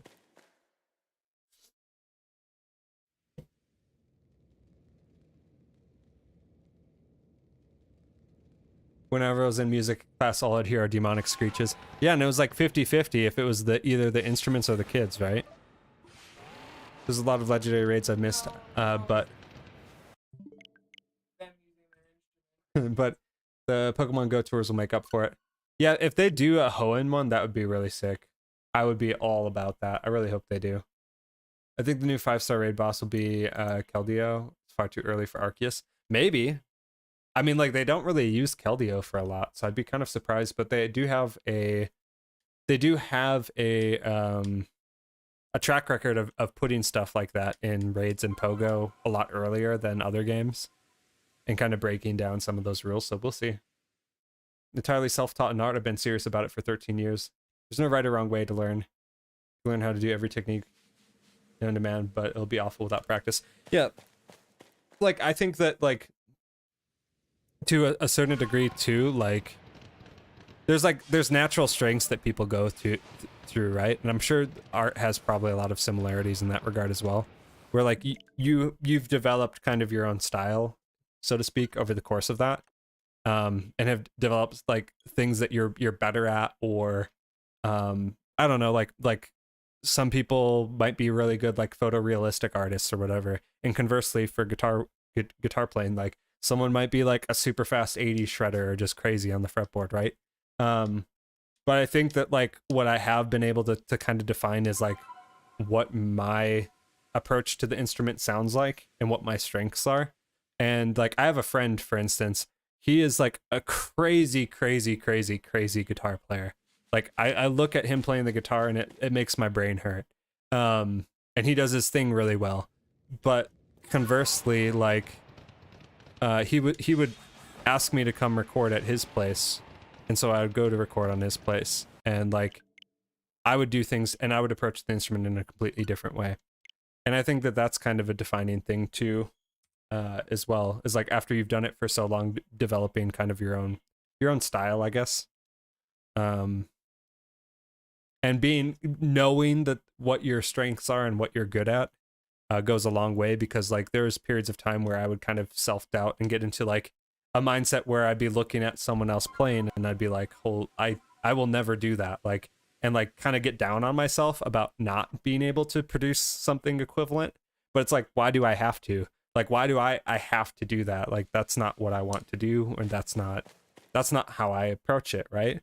And conversely, like maybe someone doesn't play guitar exactly like I do. Like I'm sure there's a lot of people that don't, but not that it's better or anything, but it's just different. Like it's my take on it, you know? And not to say that I shouldn't, like, and not to discredit learning more, because I think there's always like a room to learn more and try different things out. But that's been kind of my overarching goal, is to do less. And like something that helped me a lot more was like not doing comparative analysis between someone else's creative work, and instead looking at things that I do and being like, I really like this, or I really like that, or I really like that. How can I emphasize that or make that better? And that's helped me like a lot. So yeah.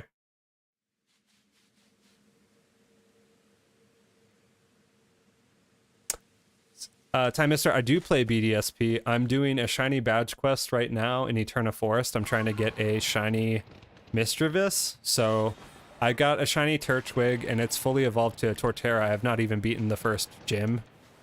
And I got 2 shiny Baneri so far, but I really want the Mischievous on the team. So that one's not too far in. And then I have a second save that I'm doing a full playthrough on. It's at Palkia. And I meant to get that save up through the game so that I could hunt Arceus and Darkrai on stream. But like part of me feels like I can't do that until I get a shiny Palkia. But then I hate resetting for Palkia. So I don't know. I'm kind of at a standstill in BDSP right now.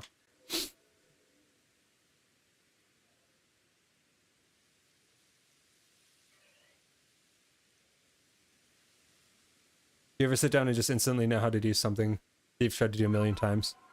In a certain sense, yes. I've definitely like had techniques that just clicked randomly and I'm like, I don't know why that was so hard, right? But I view it as kind of like a series of like plateaus, valleys and plateaus. Like I experience like ramp up phases where like I feel like I'm getting a lot better, and then like long drawn out periods of me not doing any better and feeling like I'm stuck. So personally, I think art is subjective. Art can be fundamentally unpolished. Someone can make art that doesn't look traditionally pretty, but is never a disgrace to me.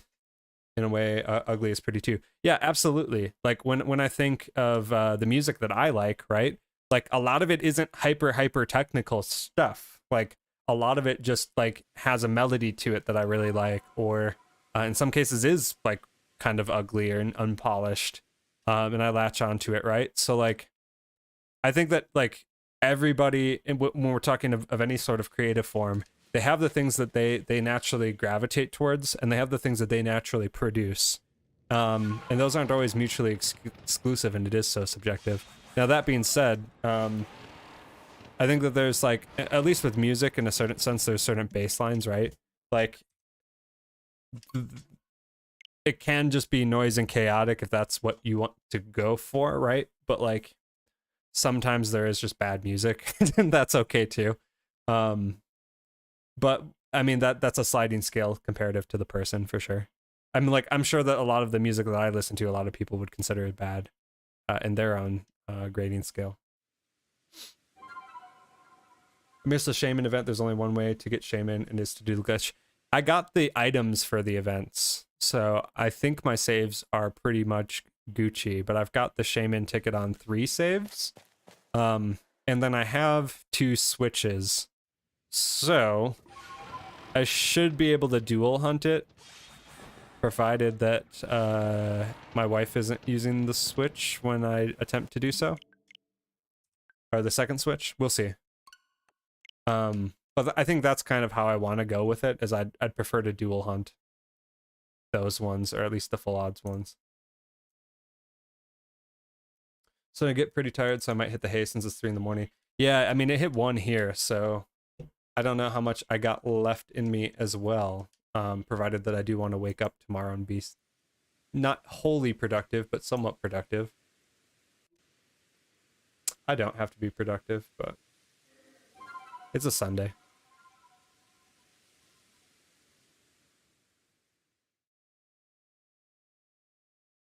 See ya, Cynthia. Thank you for being in the chat. I will take a look at your other clips sometime soon. And have a great night. Thank you for being here. Time Mister, are you asking about the Arceus? You just have to have Legends Arceus. So you just have to have beaten the game in Legends Arceus, and you'll get the item for it. It doesn't have. It's not an event exclusive. It doesn't have a timetable for it. Oops, I've totally forgot that we don't have music going because I paused it. My apologies.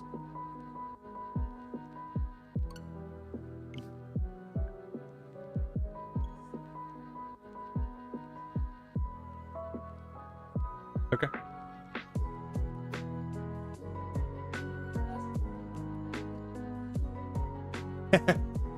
Got it. Okay, so my wife's encouraging me to keep streaming because she's having a good time and won't be productive if I go to bed. So We will keep it up. We'll say go for another 30 or so. Hey, last 30 of the stream, when I call it, usually we get a shiny, so that could be it. I'll at least definitely, I'll be going through 356 encounters, because that's what I said that I think we'd get it, so.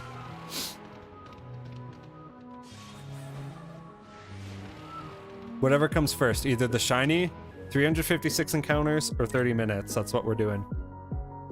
Glass Animals is probably my favorite band ever. It's not typical style of music, and a lot of my friends kind of don't enjoy it, but their Dreamland album is absolutely amazing to me. I've heard of Glass Animals before. What type, if you equated them to a genre, what type of music would that be? Harmony is in the eardrum of the beholder. Absolutely. I mean, like the bands that I dig, in many cases are like melodic death metal bands or black metal bands. Something that has like a really, I don't know, like a droning and carrying melody to it. I tend to latch onto that stuff. So like my band list would probably be stuff that a lot of people wouldn't fully enjoy, but I have like everyone has their own reasons and for liking their personal flavors and take on music and whatnot. I have been pretty happy though, in the sense that like a lot of I thought, and like my dad thought supremely, that I would grow out of specific music styles, or I don't know, like it was just a phase or something when I was growing up. And there are like a good solid handful of albums that I listened to when I was a teenager and in high school that like I've carried with me and I still listen to like on a regular basis today. And so that's really cool. I mean, there definitely were some bands that like I was big into deathcore for some reason when I was a teenager because I was edgy. And like I don't listen to deathcore anymore. And like I find it almost unlistenable in certain regards. But then there's other stuff that like has really stood with me, a lot of the melodic stuff that I'll always be listening to, you know?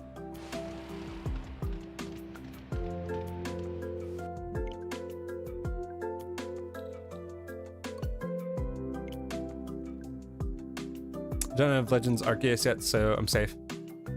Thank God. That was still Dark Ryans. Yeah, no, Time Mister, you're completely safe. Yeah, you just have to get the game. Like, a lot of people felt conflicted on that because they're like, oh, that's a $60 paywall to, like, and this being like one of the first times that you can actually shiny hunt Arceus. People were kind of bummed that there was a paywall involved. And I understand that. I just happened to already have Arceus, so like I went back the other way and got Pearl. Smile, welcome to the stream. Hello, how are you doing? I'm not sure if I've seen you here, so if you are new, correct me if I'm wrong, but how is your night going? We are cruising right along for what I suspect to be a shiny on the 356th encounter, so we'll see if we get it. It's hard to pin them into one genre. They've been described as acid rock or psychedelic rock before, but it doesn't fit, I know. I describe it as soft voice against very low bass notes. The rumbling in your ear. It's the feeling you get when your stomach drops. Interesting. Maybe I will give them a play. I'm like really terrible about remembering recommendations. So Aspen, if you're in the Discord, so feel free to like drop your favorite songs in the music recommendations. I think there's a music recommendations channel. If not, media recommendations would also do. But if you post those there, that will at least give me a running list of things to check into. I appreciate it. Otherwise, like, it literally will, I will remember it for this stream and this stream only, and then, like, it'll be gone. I have a bad memory like that when people recommend things to me.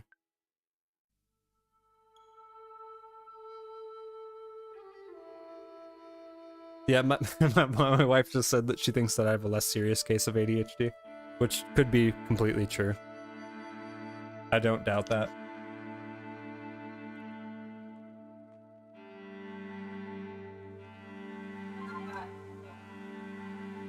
Oh yeah. Oh yeah. I mean, as my parents have told me, I am genetically loaded, so to speak. Yeah, it does.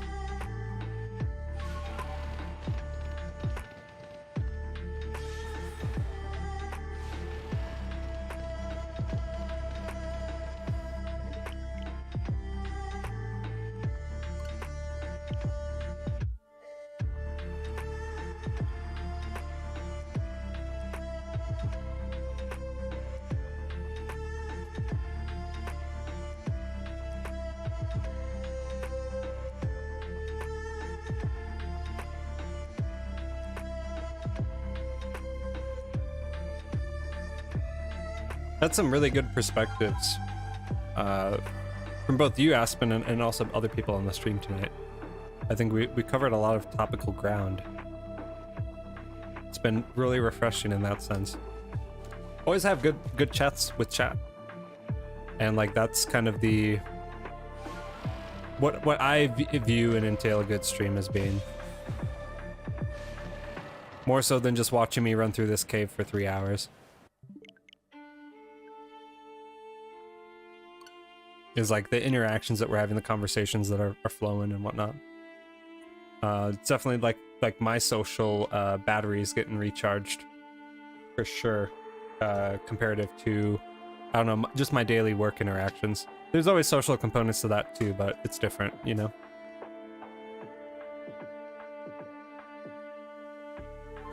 It's always within the pretext of work.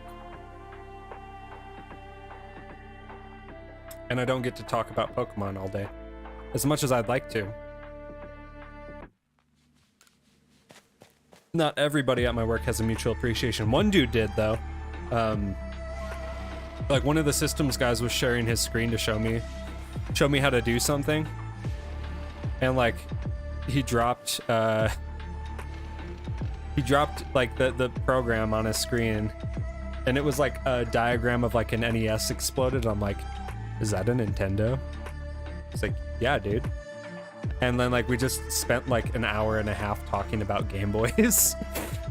And like I was telling him about all the Game Boys that I've modded, and then we got into Pokemon, and like he was big into Pokemon, and we started talking about Final Fantasy 14. Because apparently, like, another dude at my work is, like, big into Final Fantasy 14. So, like, in one conversation, I basically, like, Bloodhound found out all the big nerds. And so then, like, I hit up the other dude that played Final Fantasy 14. I was like, yo, what you maining, dude? Like, let me know what's going on. And he was on a different server, though, so I couldn't play with him. But I was like, hey, dude, if we do cross-server play, like, let's bully these other guys into playing with us.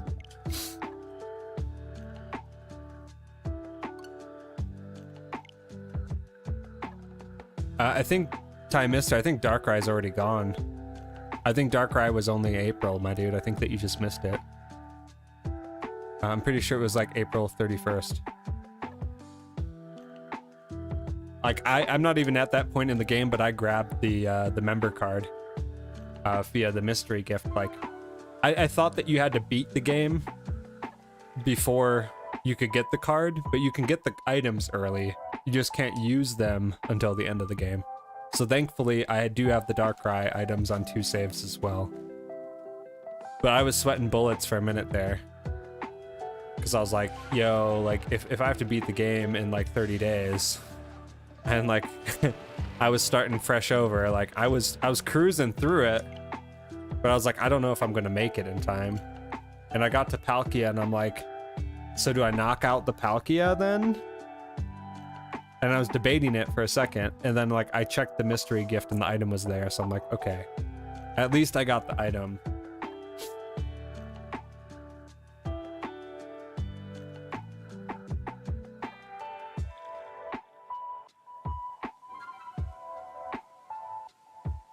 "13 more encounters." See if we get it.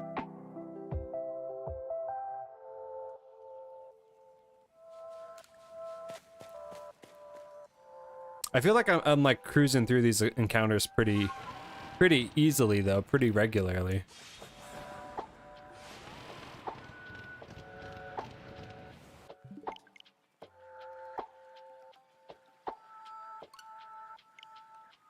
I mean, we started the stream at like 160. We're at 340. So, moving right along. Like, I can't see it being more than like a few more streams, you know? Took me a bit to sift through all of them, but I sent a handful of the titles. Awesome. Thank you so much, Aspen. I appreciate it. I'll check those out. And I will converse with you about it on one of the next streams.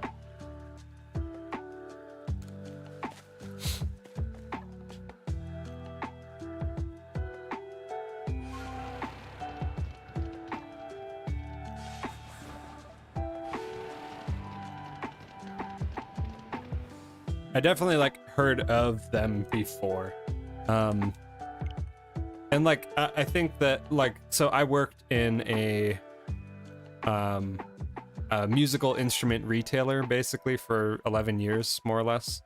I worked on the online side. If you're in the US, you can probably guess which retailer it was. But everybody that I worked with pretty much for 11 years were into music or musicians for in some way, shape, or form. And they all obviously had their own unique, like, musical influences and the like. So I definitely have heard of, like, I've heard of Glass Animals before. I remember one of the dudes that I worked with being really into them.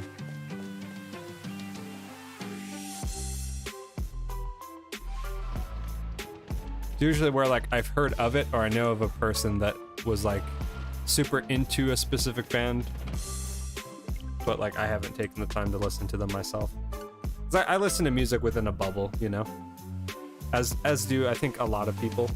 Like, I will extend to other genres and new things occasionally. Like, if I hear something in a movie or through a TV show or whatever, that could spur me on to, like, listen to something that's in a new genre. But for the most part, like, it's either melodic death metal or lo-fi. And occasionally, like, pop. Occasionally pop. Definitely a niche band, but they've gotten some traction with Heat Waves being a radio hit recently. Interesting.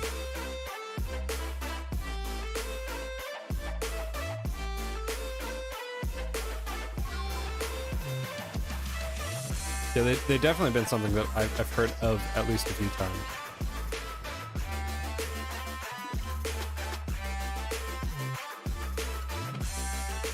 It's always kind of interesting though, like when a band like that does like have something that breaks out into kind of the more mainstream. Interesting to see that happen. And it's usually not the song that like most of the fans really enjoy either. But hey, more power to them, right?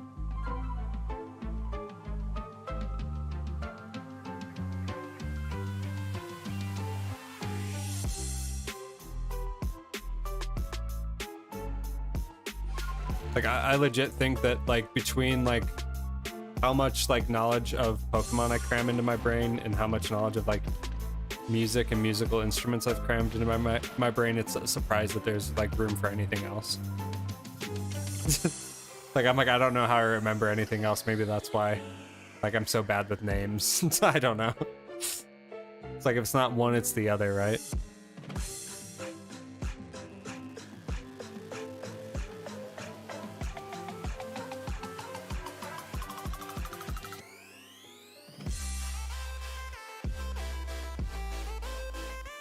Yeah, that's what I'm saying, exactly. I always think, man, of all the bangers they have, Heat Waves has to be the one. Yeah, like, good for them, but there's so many other better songs that they've had. Yeah, it's always that. It's always, like, because, like, the mainstream one is not the one that, like, I don't know, that encapsulates, like, what the fans actually enjoy, right? Same with albums, too.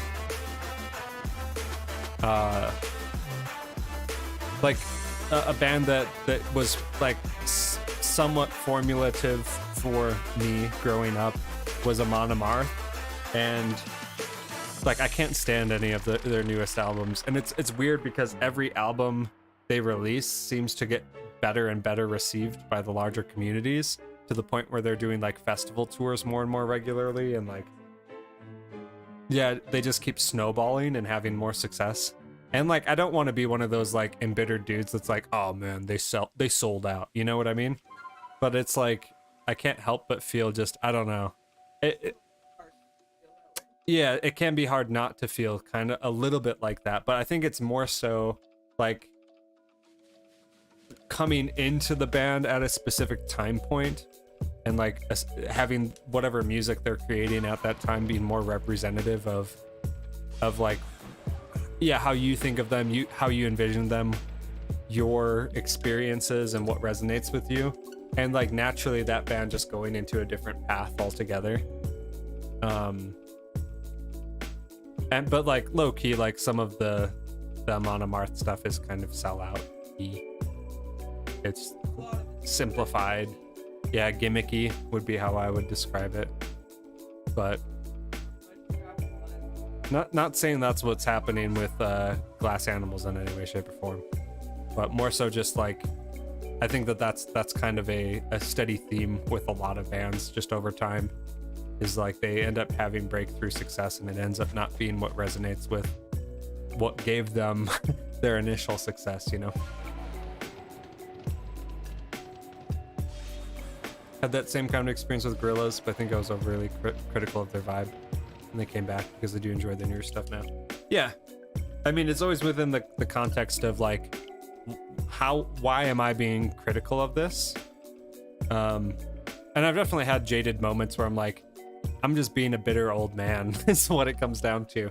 But at the same time, I think that there's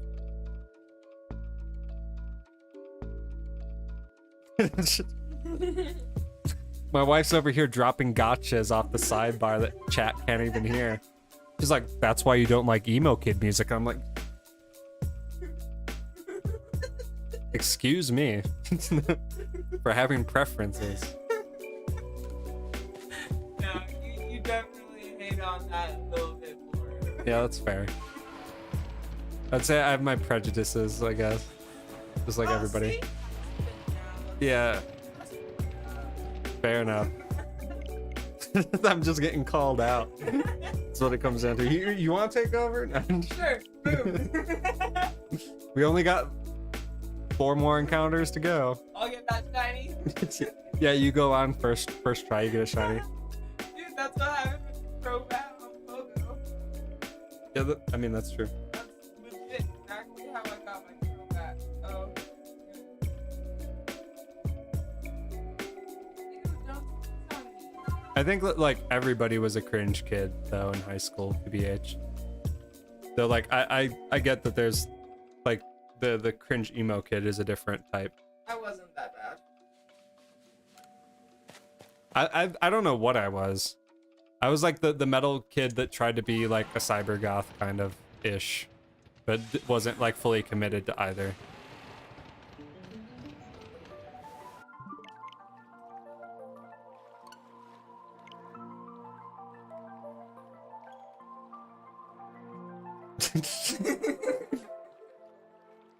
She's got the look on her face, chat.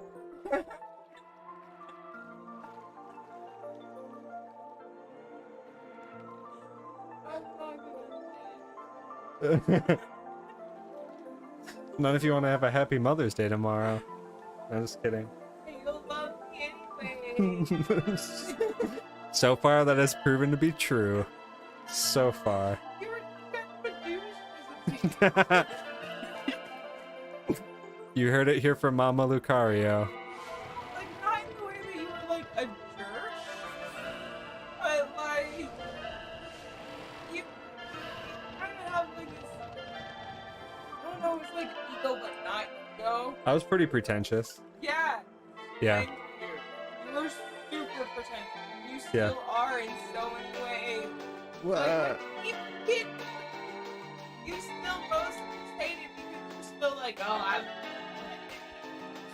No. I had to No. but No. still- No. Like, okay. Like, there's certain. So, to be fair, in my defense, chat, and anyone who might be watching the VOD for this stream at a later point, I did have a phase where I would not listen to any clean singing whatsoever.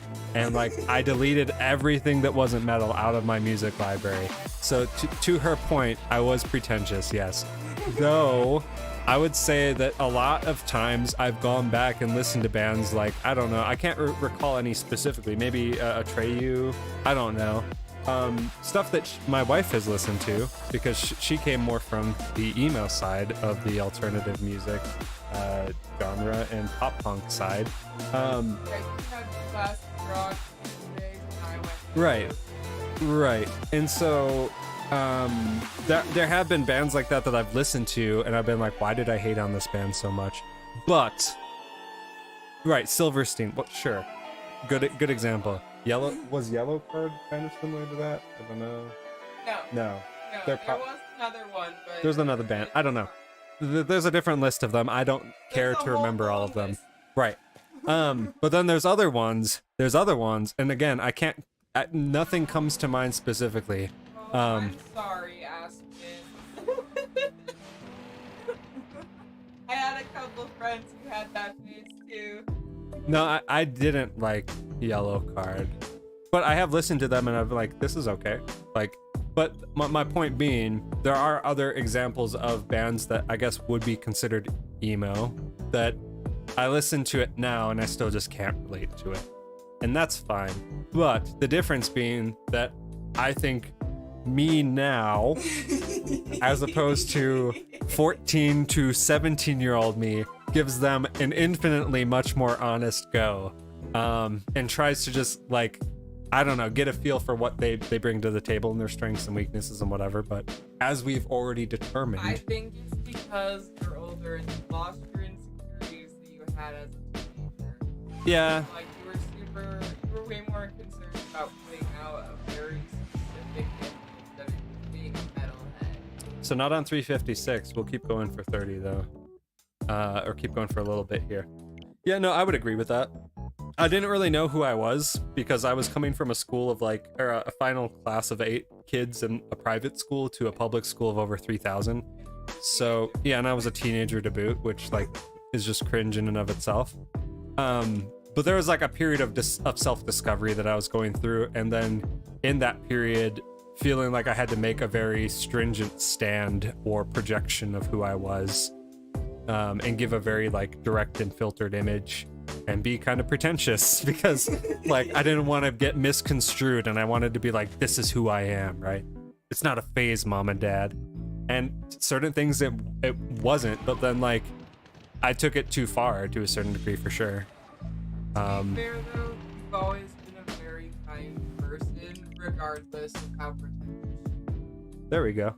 Yeah, now we're just shiny hunting emo bats. Like, look at us now. Exactly, Savory. I used to love Ocean Avenue. I haven't heard of them. Hey, I guess. Ocean Avenue is a song by Yellow Card. Okay, got it. Thank you.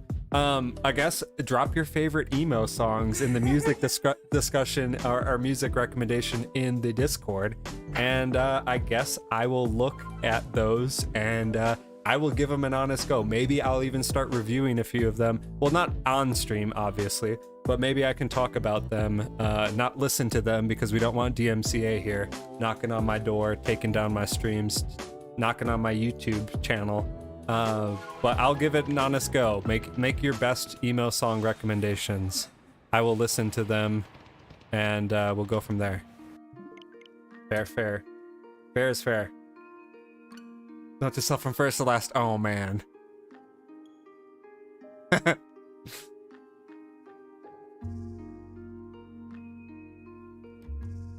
The problem, I guess, Aspen, and looking back at some of your prior chats here, like I've come to terms with it, but now when I look back at my old self, I'm like, what made you so awful? Who did this to you? I feel that way. I like cringe into myself when I look at my Facebook memories, because basically the entirety of my relationship with my wife has been like broadcasted on Facebook to a certain degree, and like it reminds me of just how cringe I was back then, and I'm like, bruh. And so like I try not to delete them because I feel like that's like it's representative of me at a time, but there are certain ones where I'm like, we are not keeping that on the internet. I am sorry. I'm like, Mr. Zuckerberg can have that in his personal file, but that is not going to stay publicly available for anyone to scroll through and find. Not like bad stuff, but just cringe stuff, you know, where it's like I'm embarrassed to be me in 2013. But yeah. Kimbo, what's going on? Welcome to the stream. We're wrapping things up for the night, but still going for Crobat. See if we can get it before the timer is up. Probably going for like 15, another 15. I said 30, probably 30 ago, but we'll keep going until it makes sense not to. I say that now. I like Taylor Swift, or pretentious young self, and fingerless gloves, and horribly spiky hair. Let me tell you about My Chemical Romance stuff. Yeah.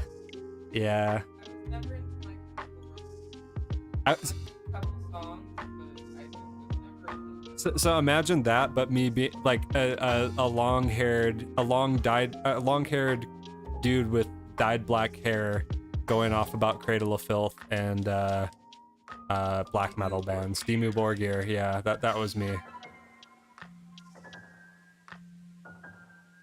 My filtered Omega team is Lairon, Pidgeot, Typhlosion, and Vibrava. Interesting. That's a pretty good team, man. I love Pidgeot too. All good, Savory, take care. My Facebook memories usually consist of well, yeah. That's the type of stuff I'm talking about, Aspen. It seems like we are of a similar era. I'm a tired Kimbo, it's 3:30 a.m. It's 1:30 where we're at. So I hope you do get some rest, Kimbo, but if you're unable to, thank you for being a part of the stream and coming in and saying what's up. Appreciate you, man.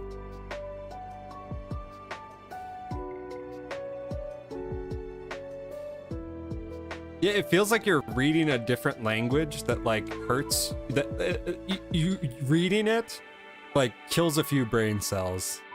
You're like, I don't know how I could have ever communicated that way, and more importantly, I can barely understand myself now. Like, why? Why was I like that? I still agree with that, but dang. But you wouldn't say it said like that. So much better now. I sound like an idiot because of how I said it. Good old Rafflecopter and Lawler skates. Not even what I said, but And awesome sauce. Oh man. And and and rar. XD. It was a different time back then. I've been playing games on the Switch with my sisters and their husbands. What games you been playing? I'm gonna guess probably some Mario Kart and a little bit of Mario Party. But you tell me, maybe Wii Sports? New Wii Sports? Or new Switch Sports, I should say? Lawler skates, oh my god, no. Exactly. You're gonna be haunted by Rafflecopters. You'll have a whole flight of Rafflecopters circling you in your dreams tonight. Not that I wish that, you know, that black magic on anyone. But it'll be like striped armlets and checkered. You'll be running away from the Rafflecopters in like striped Hot Topic armbands and checkered pants and the slip-on Vans. Yeah, and they'll catch you. You'll be running away on checkered Vans, slip-on Lawler skates. And ooh surrounds me. Dude, Overcooked 2 is a great game. I love Overcooked. That is a game that my wife and I have like co-opted and is like near and dear to both of us, and then my son randomly will want to play. And like yeah, yeah. My 5-year-old son calls it Choppy Foods, which I think is a better title personally. I think it better speaks to the heart of the game, because you don't really want to overcook things in Overcooked, but you do want to choppy all the foods. That's a very core component of the gameplay experience. So I would actually make a petition for Overcooked 3 to be Choppy Foods 1. But that's my take. But he loves playing it. He's terrible at it, and usually it culminates. No, he doesn't care. He just thinks it's funny. But love that game. Splatoon's great too. Yep, choppy food. Hey, I mean, Uwu is endless though. Uwu is definitely more endless than Rafflecopter or Lawler skates. Let's be fair. Uwu is always going to be funny, and because it's ironic, right? I think the cringe component from Rafflecopter and Lawler skates comes from the fact that it was said unironically and was very representative of like early internet speak and early YouTube speak and I don't know, Vans Warped Tour era. Our generation.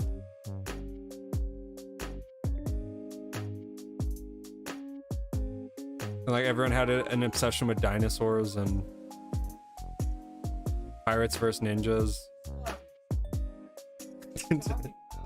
But you don't like call people dinosaurs and say rawr and stuff and run up to them and pretend to be a T-Rex.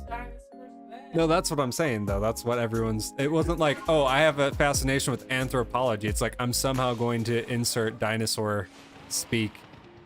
Yeah, archaeology. Right. It's like I'm gonna somehow change the conversation to talking about dinosaurs because it's so random. No, but probably because I found something out about one and I got excited. Yeah, that's not what we're talking about. We're not talking about actual thought-provoking dinosaur speak here. We're talking about including random references to drive the conversation forward. Like how we found out about the Right. See, now we're becoming archaeologists. We've advanced past the roller skates. We've skated right into archaeology. My 11-year-old nephew and I played it together a couple months ago. It was fun, so I got it on Switch and introduced it to my sisters this week. So I've been teaching them, yeah, dude, that's like a good timey game. Like you cannot have a bad time showing that to someone. It like doesn't matter who they are, they will have a great time playing that game. I love it. It is, dude, it is super challenging. Like some of the foods in the later levels, it's like you have to do like 5 different things. They always put the fryer further away. One person has to do the ingredients for your side, the other person has to do the ingredients for the other side. All of a sudden there's lava, all of a sudden the boat rips in half. Like how they designed those levels is mind-boggling.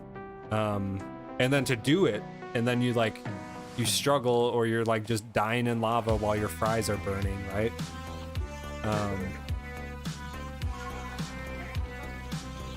It's just how the game works.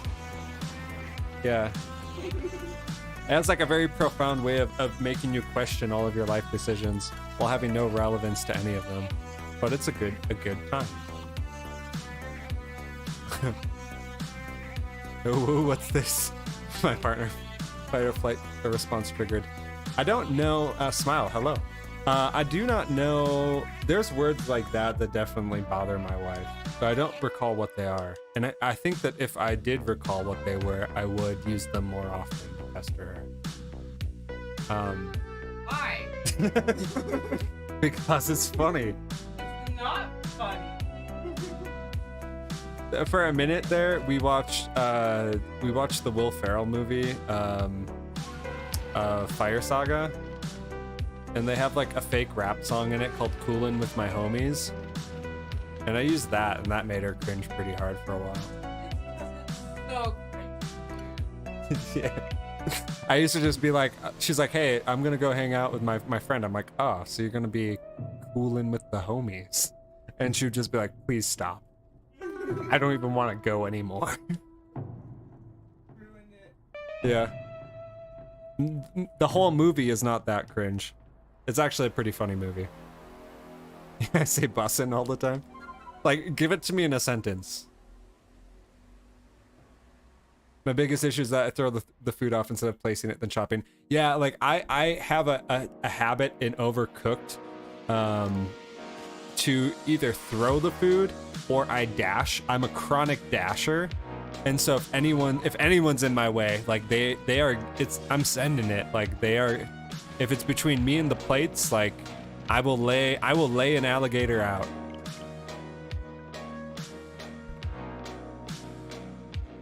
Okay, yo, the sandwich is bussin' for real. Interesting. I don't think I've heard that before. I don't think I would use that in a sentence, but I do appreciate knowing of its usage, its correct usage. I can't keep up with them, to be fair, and I think that's maybe just me getting old. I don't know. Sometimes I'll use some of the, some slang phrases, ironically.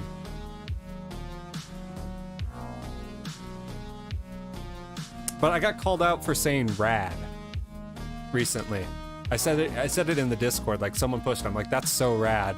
And they're like, dude, how old are you? And I'm like, what? I'm like, I'm sorry, rad is like, I'm not saying like totally tubular here, like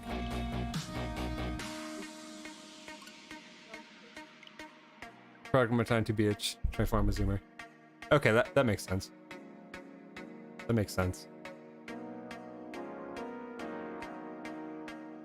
Okay, I don't feel so bad. I mean, like, it's a constant thing because, like, I'm dealing with it through work in many cases people that are like 19 or so, right? And are at a very different point in their life. Right. Yeah, I don't know. I didn't think that was a bad or an aged word. Never had anything fun saying anything about it. But I definitely have had people that have like caught on to things that I've said and been like, yo, you're old. And I'm like, what? Like, I didn't expect that at 30. Like, I truly didn't. I didn't think I would hit that wall so soon, I guess. Yeah, that's what I'm saying. It's not like I'm like surf bra in it. Like I'm not like an 80s surfer or something. But that's the vibe that some people have given me. So I don't know. I don't know. I don't care. I don't concern myself with such things. I just think it's funny when it comes up.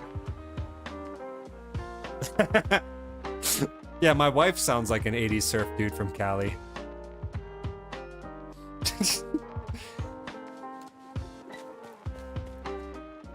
25 years older than me, but I feel like we're similar.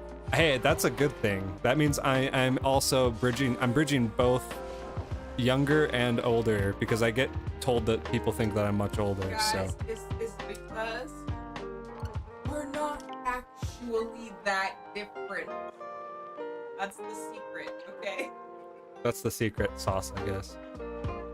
We're not actually that different. They just keep saying we are.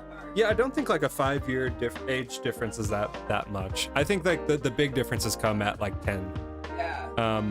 Like usually people that are like early 20s, I think like they're on a different. Definitely struggle a little bit more related. Yeah.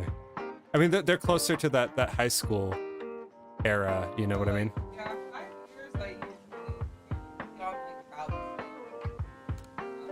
same. Yeah, I would say so. Yeah, definitely not that far of a gap. Yeah, I would agree.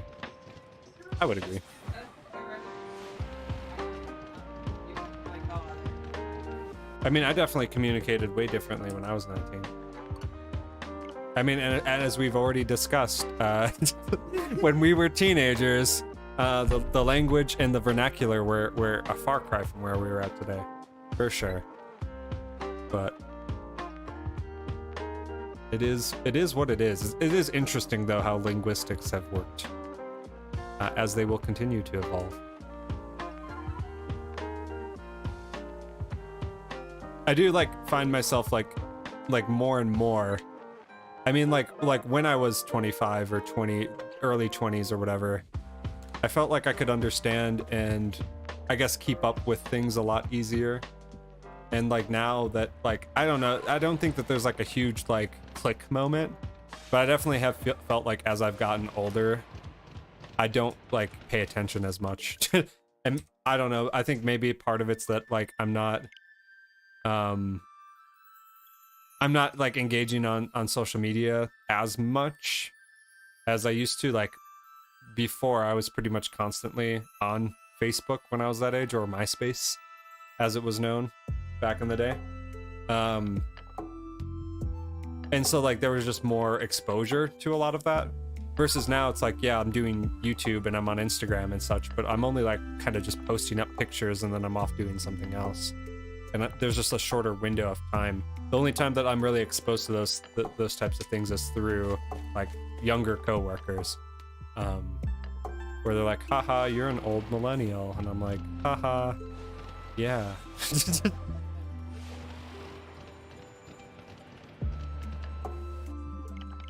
Right. The problem with becoming older is losing my memories of how adults look down on me. Freezing what was at the time lingually. I never want to become that adult. Yeah, like I don't look down on anyone for words. Like I may be confused by it, absolutely, but like I mean, Right. Right. Like I do think that certain things are kind of funny. Like I don't know, like the like there's certain like modern trends in fashion, and especially for young people, like hairstyles. I think that stuff is completely humorous. Would I look down at someone for having a specific hairstyle? No, but I just think it's funny. Like I don't know what people latch onto. And I mean, like looking at our generation, like the emo blade and scene hair and like raccoon tails and everything were the rave, right? Right. And then now we've seen like a resurgence of like certain styles of 90s clothing coming back into style. Like that's just like those observations are just humorous to me. And like the type of like and like take no offense if anyone who is watching this has this type of haircut, but like the big floofy like just top haircut that like all the every single like 15-year-old or 14-year-old boy has, that is endlessly amusing to me only because it looks so bizarre in a certain sense. But like I think it reminds me of like almost like Rick Astley hair or like 80s hair.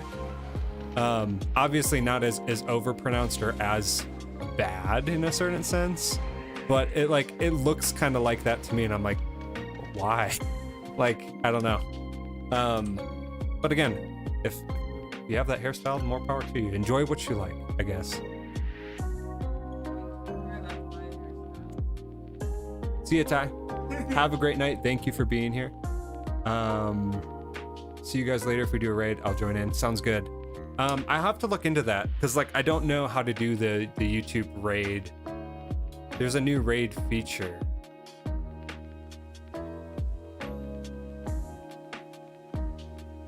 In YouTube, and I don't know how to do it. I need to figure that out though. I think it's edit.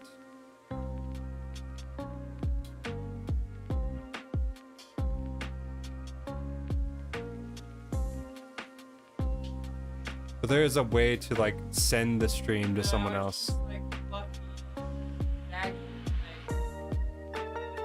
No, not a pompadour. Yeah, it's just like I don't know. I guess the closest that I can equate it to is like One Direction kind of had those hairstyles. Yeah, skater hair with an undercut's fair. I mean, you look at any 14-year-old kid walking on the street, and he's typically got it. It's like super curly and fluffy on the top. All the younger targeted influencers have the same haircut. Jake Paul had it at one point, I guess, before he started losing his hair, and then like he doesn't have it anymore. But yeah, I guess early Jake Paul hair.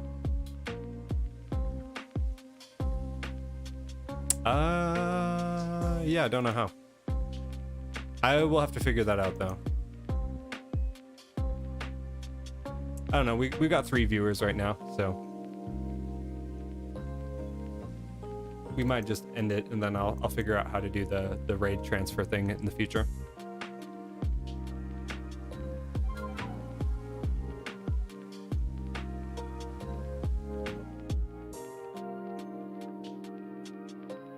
My father in particular looked down on my music choices and what I watched and attached to at the time. It really used to cut me deep. Yeah, like if it's like dismissive and like hurtful, that's one thing. That's a completely different thing. I think it's okay to like look at it for what it is within the context of, I guess, like experiences, and being like, and if you don't understand it, like I don't really understand the haircut thing, and I don't think I ever will, and that's fine. I just think it's like it's an observation that I've seen where it's like, huh, I guess that's what it means to be a 14-year-old boy right now in 2022. It's more interesting to me, I guess. yeah, it's definitely interesting to see like personalities and friends. Right.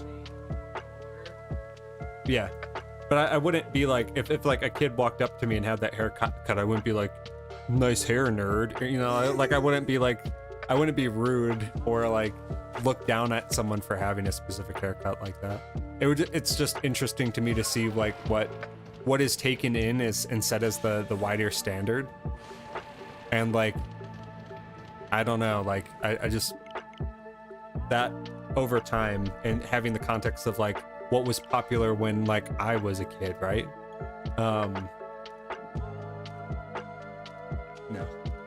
You don't have it yet. You'd have to have less total.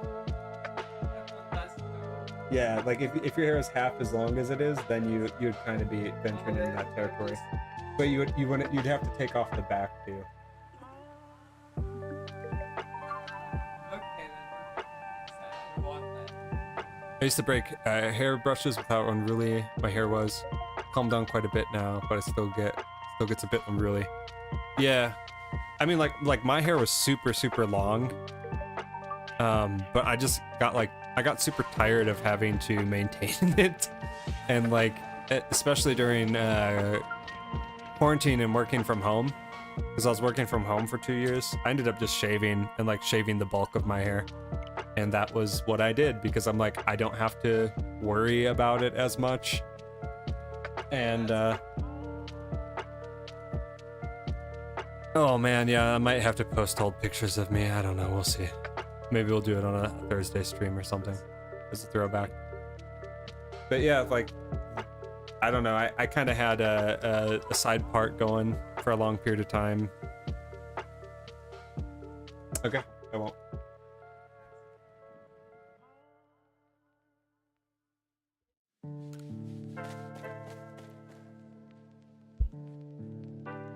I'm trying to be like, and another thing too is that like my kids are obviously living through different generational times. So like my daughter has expressed interests in a wide variety of things, and whether it be music, whether she's really big, like the good thing is that her interests are mostly relatable to me.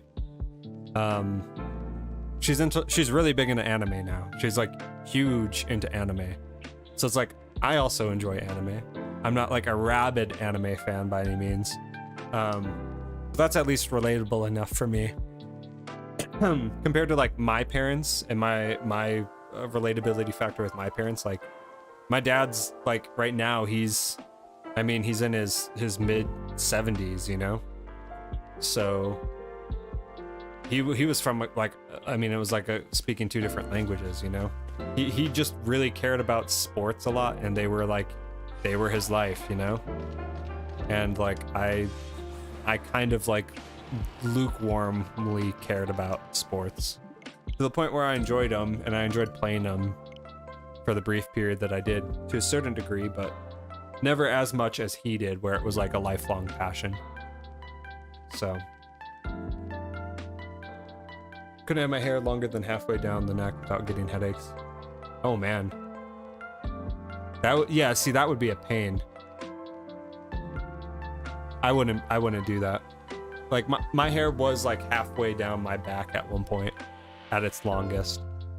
And then like I've gone through phases where I've grown it out and then like just completely gone back to shorter or clean shaven.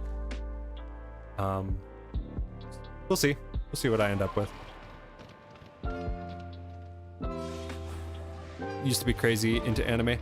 I always appreciated it, because I always liked I liked a lot of like I mean loved Pokemon, but like I was always I guess I was into most of the like the dubbed. I don't know. I know there's specific terms for it. I'm not acquainted enough to know the specific terms of it, but like I watched Dragon Ball Z, I watched Dragon Ball, I watched Yu-Gi-Oh, I watched Pokemon. And then I started bridging into the more Japanese stuff, like actual like anime and manga. But I never wasn't like super rabid into it. My sister, she was a huge anime nerd, and she had like a whole group of friends that were doing cosplays and such. And so she took me to an anime convention with her friends in Chicago, I think. It was either Chicago or Milwaukee, somewhere in the Midwest. And then like her and her boyfriend dressed up as characters from Trigun, and like there was this whole big thing. And I remember just being overwhelmed by it. I'm like, I like have no idea what I'm doing. I love Studio Ghibli stuff. That's probably like my favorite Japanese animation. I've got Studio Ghibli tattoos. I've got 3 of them. I'm probably gonna get like 4 or 5 more. But it's been something that I can at least bond with my daughter on, because like she's watching My Hero Academia and whatnot, So she's getting into like the main series animes, which, you know, her and I, when she was growing up, watched things like we watched Inuyasha. I loved Inuyasha. I started dabbling with stuff like that. And I still will watch like an animated series of something and like latch onto it. I can't recall any off the top of my head. There's I watched all of Sword Art Online, the main ones that most people know. I watched all of Attack on Titan. Food Wars is one that my wife and I really enjoy watching together. And then like obviously like as a kind of a mockery one, One Punch Man is hilarious. But it's been kind of a cool unifying thing is because it's like at least like my daughter loves Ghibli too. And so like I've been able to take her to some of the movies as they're playing in theaters again, and I'm going to take her and her friend to go see Ponyo will be playing on the 15th. But it's something that we can definitely bond over.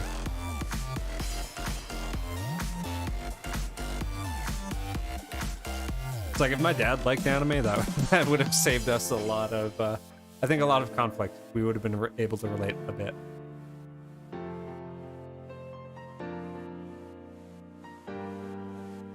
For kids animes, essentially. Yeah, exactly. I went to Tokyo in Tulsa one year. And stitched John Egbert cosplay and hung out with a bunch of people for the day. Knew no one before I went in, made lots of friends when I came out. Which one is your favorite? I love Princess Mononoke and Nausicaa Valley of the Wind. My favorite is Princess Mononoke. Yeah, my favorite is Princess Mononoke. It was the first one that I had seen, and like just the imagery in it and the artwork in it, and like I think it best represents like nature in a weird way. I love Mononoke. I've got the, I guess I can show you. Let me switch to whiteboard real quick. So I've got the Mononoke mask on my arm. Oop, getting attacked by Crobat. I've got the Sit Sprite, and then I've got a Mononoke dagger on my arm. And then Calcifer. So those are the 4 tattoos I have that are Ghibli related.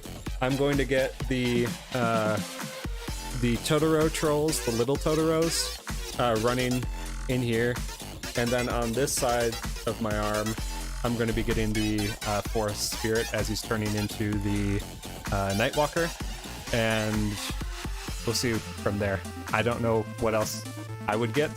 I debated getting like the giant boar from Mononoke somewhere as well as the wolves. We'll see. I've got a lot of options basically. Spirited Away is probably in my top 5. I love Pompoko. On the more humorous side, like that's one that has stuck with me and I really like. And then Howl's Moving Castle is one that I had not seen, but probably skyrocketed to one of my top 5s. But I love them all when it comes down to it. I didn't really enjoy Ponyo that much, but I still am going to watch it. I don't know, it seemed more kid focused, and that's completely fine. Castle in the Skies is good. Yeah, I like all of them though. There are like certain ones I haven't seen. I haven't seen The Cat Returns, and I have actually heard that Hayao Miyazaki is coming out of retirement to direct another full-length movie that's going to be like out next year, I think, or something like that. So I am actually pretty excited for that.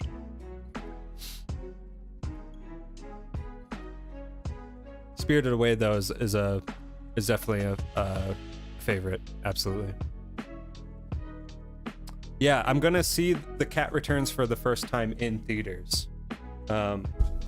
So there was like a few of them like only yesterday, and then The Cat Returns, they're playing a whole list of Ghibli movies in theaters. So Ponyo's on the 15th, and then they're doing a different movie for every month. So Princess Mononoke was the first one that was like early I want to say it was early April or late March. But I took my daughter to see that, and like I wasn't prepared for the feels that I experienced. Like I've seen that movie so often, but seeing it on the big screen and in theaters was like a completely different experience. And like I was impacted deeply by it in a positive way. Like I love that movie.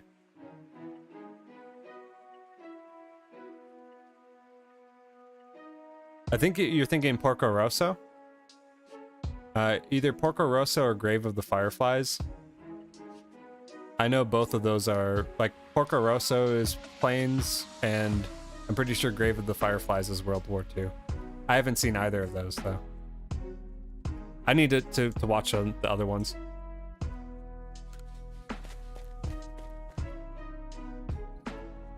Yeah, I hear Grave of the Fireflies is like, oh no, it's different. I have a DVD of it. Interesting. So it's neither of those? Because I heard Grave of the Fireflies is like insanely, like that's a heavy one.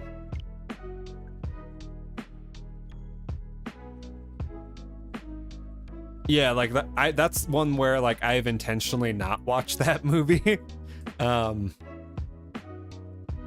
But yeah. I mean, I've loved like everything I've seen Ghibli-wise so far. And I don't know, they just stand out to me. They're so iconic. Like low-key Breath of the Wild and Arceus to a certain degree give me vibes of Princess Mononoke. The Wind Rises, got it.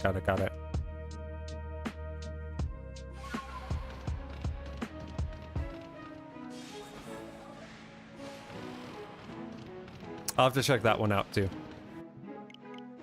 I mean, like, what I really need to do is I just need to go through the whole catalog and like get the full list of movies and just make it like a goal to watch all of them, or own all of them or something. I know that like there was a streaming platform that was streaming all of them. I think it was HBO Max. I don't remember. Maybe I'll just need to pop onto one of those. I remember that they had the rights to try and stream, like Netflix was streaming them. Maybe I'll get a VPN because I know Netflix was streaming them in different countries. I guess whatever's cheaper. VPN or like HBO Max if they're all on there. So there was like one streaming platform that had the full catalog, and then Netflix was going to get them. But Netflix only was getting them outside of the US because there was like an exclusive contract with whatever the other streaming platform was for the entire Ghibli catalog, and that was kind of dumb. I like remembered seeing the articles where they're like, yeah, Netflix, it's coming to Netflix, and then like I read into it and it's like, no, it's not.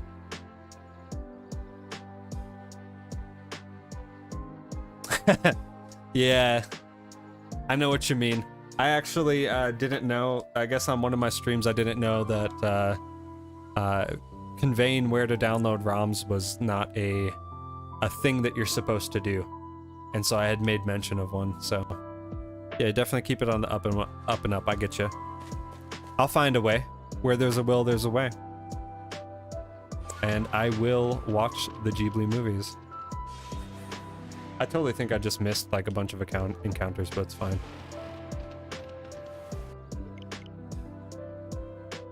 I personally think if we don't get it in this stream, we will end up getting it like in the next one. I truly think that. We've been live for 4 hours. So probably do a few more encounters and we'll go from there. Oh, that's the Pirates of the Caribbean. Totally get you. Dead Man's Chest. I know exactly what you're talking about.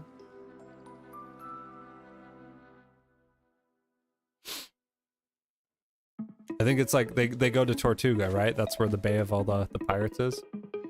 And that's where they sell the DVDs of the movies. Exactly, right? Knew it. We're on the same wavelength.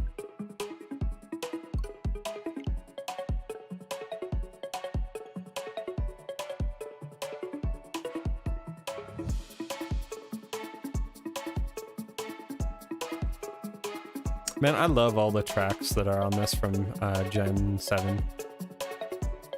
This and the Grand Pony Canyon one or whatever. Top-notch song. Top-notch track.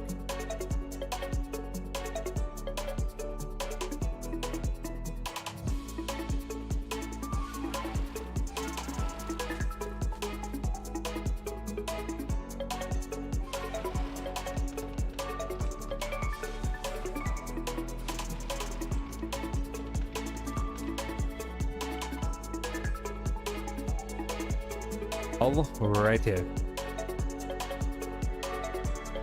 Over 300 encounters, getting close to 400. No shiny yet. However, it can't hold out on us forever. So, and I'm kind of glad we didn't get it immediately, because that would mean that I made a thumbnail and I only got to use it for one stream. So, I will put something on the schedule for tomorrow night. We probably will not go as long since I have to wake up and work early on Monday. However, I will be doing a few hours of resets tomorrow night. Maybe I'll go live a little bit earlier. We'll see. The world is our oyster. I'm not making any definite plans because I'm really going to be playing out how the next week goes by ear. Appreciate you guys for being here, for chatting, for interacting. Aspen, thank you so much for being here on the stream and watching it through the end. Loved talking with you, loved interacting with you. If you are watching the VOD in the future, we are over 90% of the way to our goal of 151 subs. Help us get there. If you're enjoying the streams in any caliber, or if you happen to see this in the future, every sub is a step in the right direction for us to be able to play a full Gen 1 playthrough, which I'm really excited to do. So thank you for being here. Thank you for hanging with us while we go for Crobat, and we'll try it again tomorrow night and see what comes. So thank you so much. Have a great night. See you tomorrow.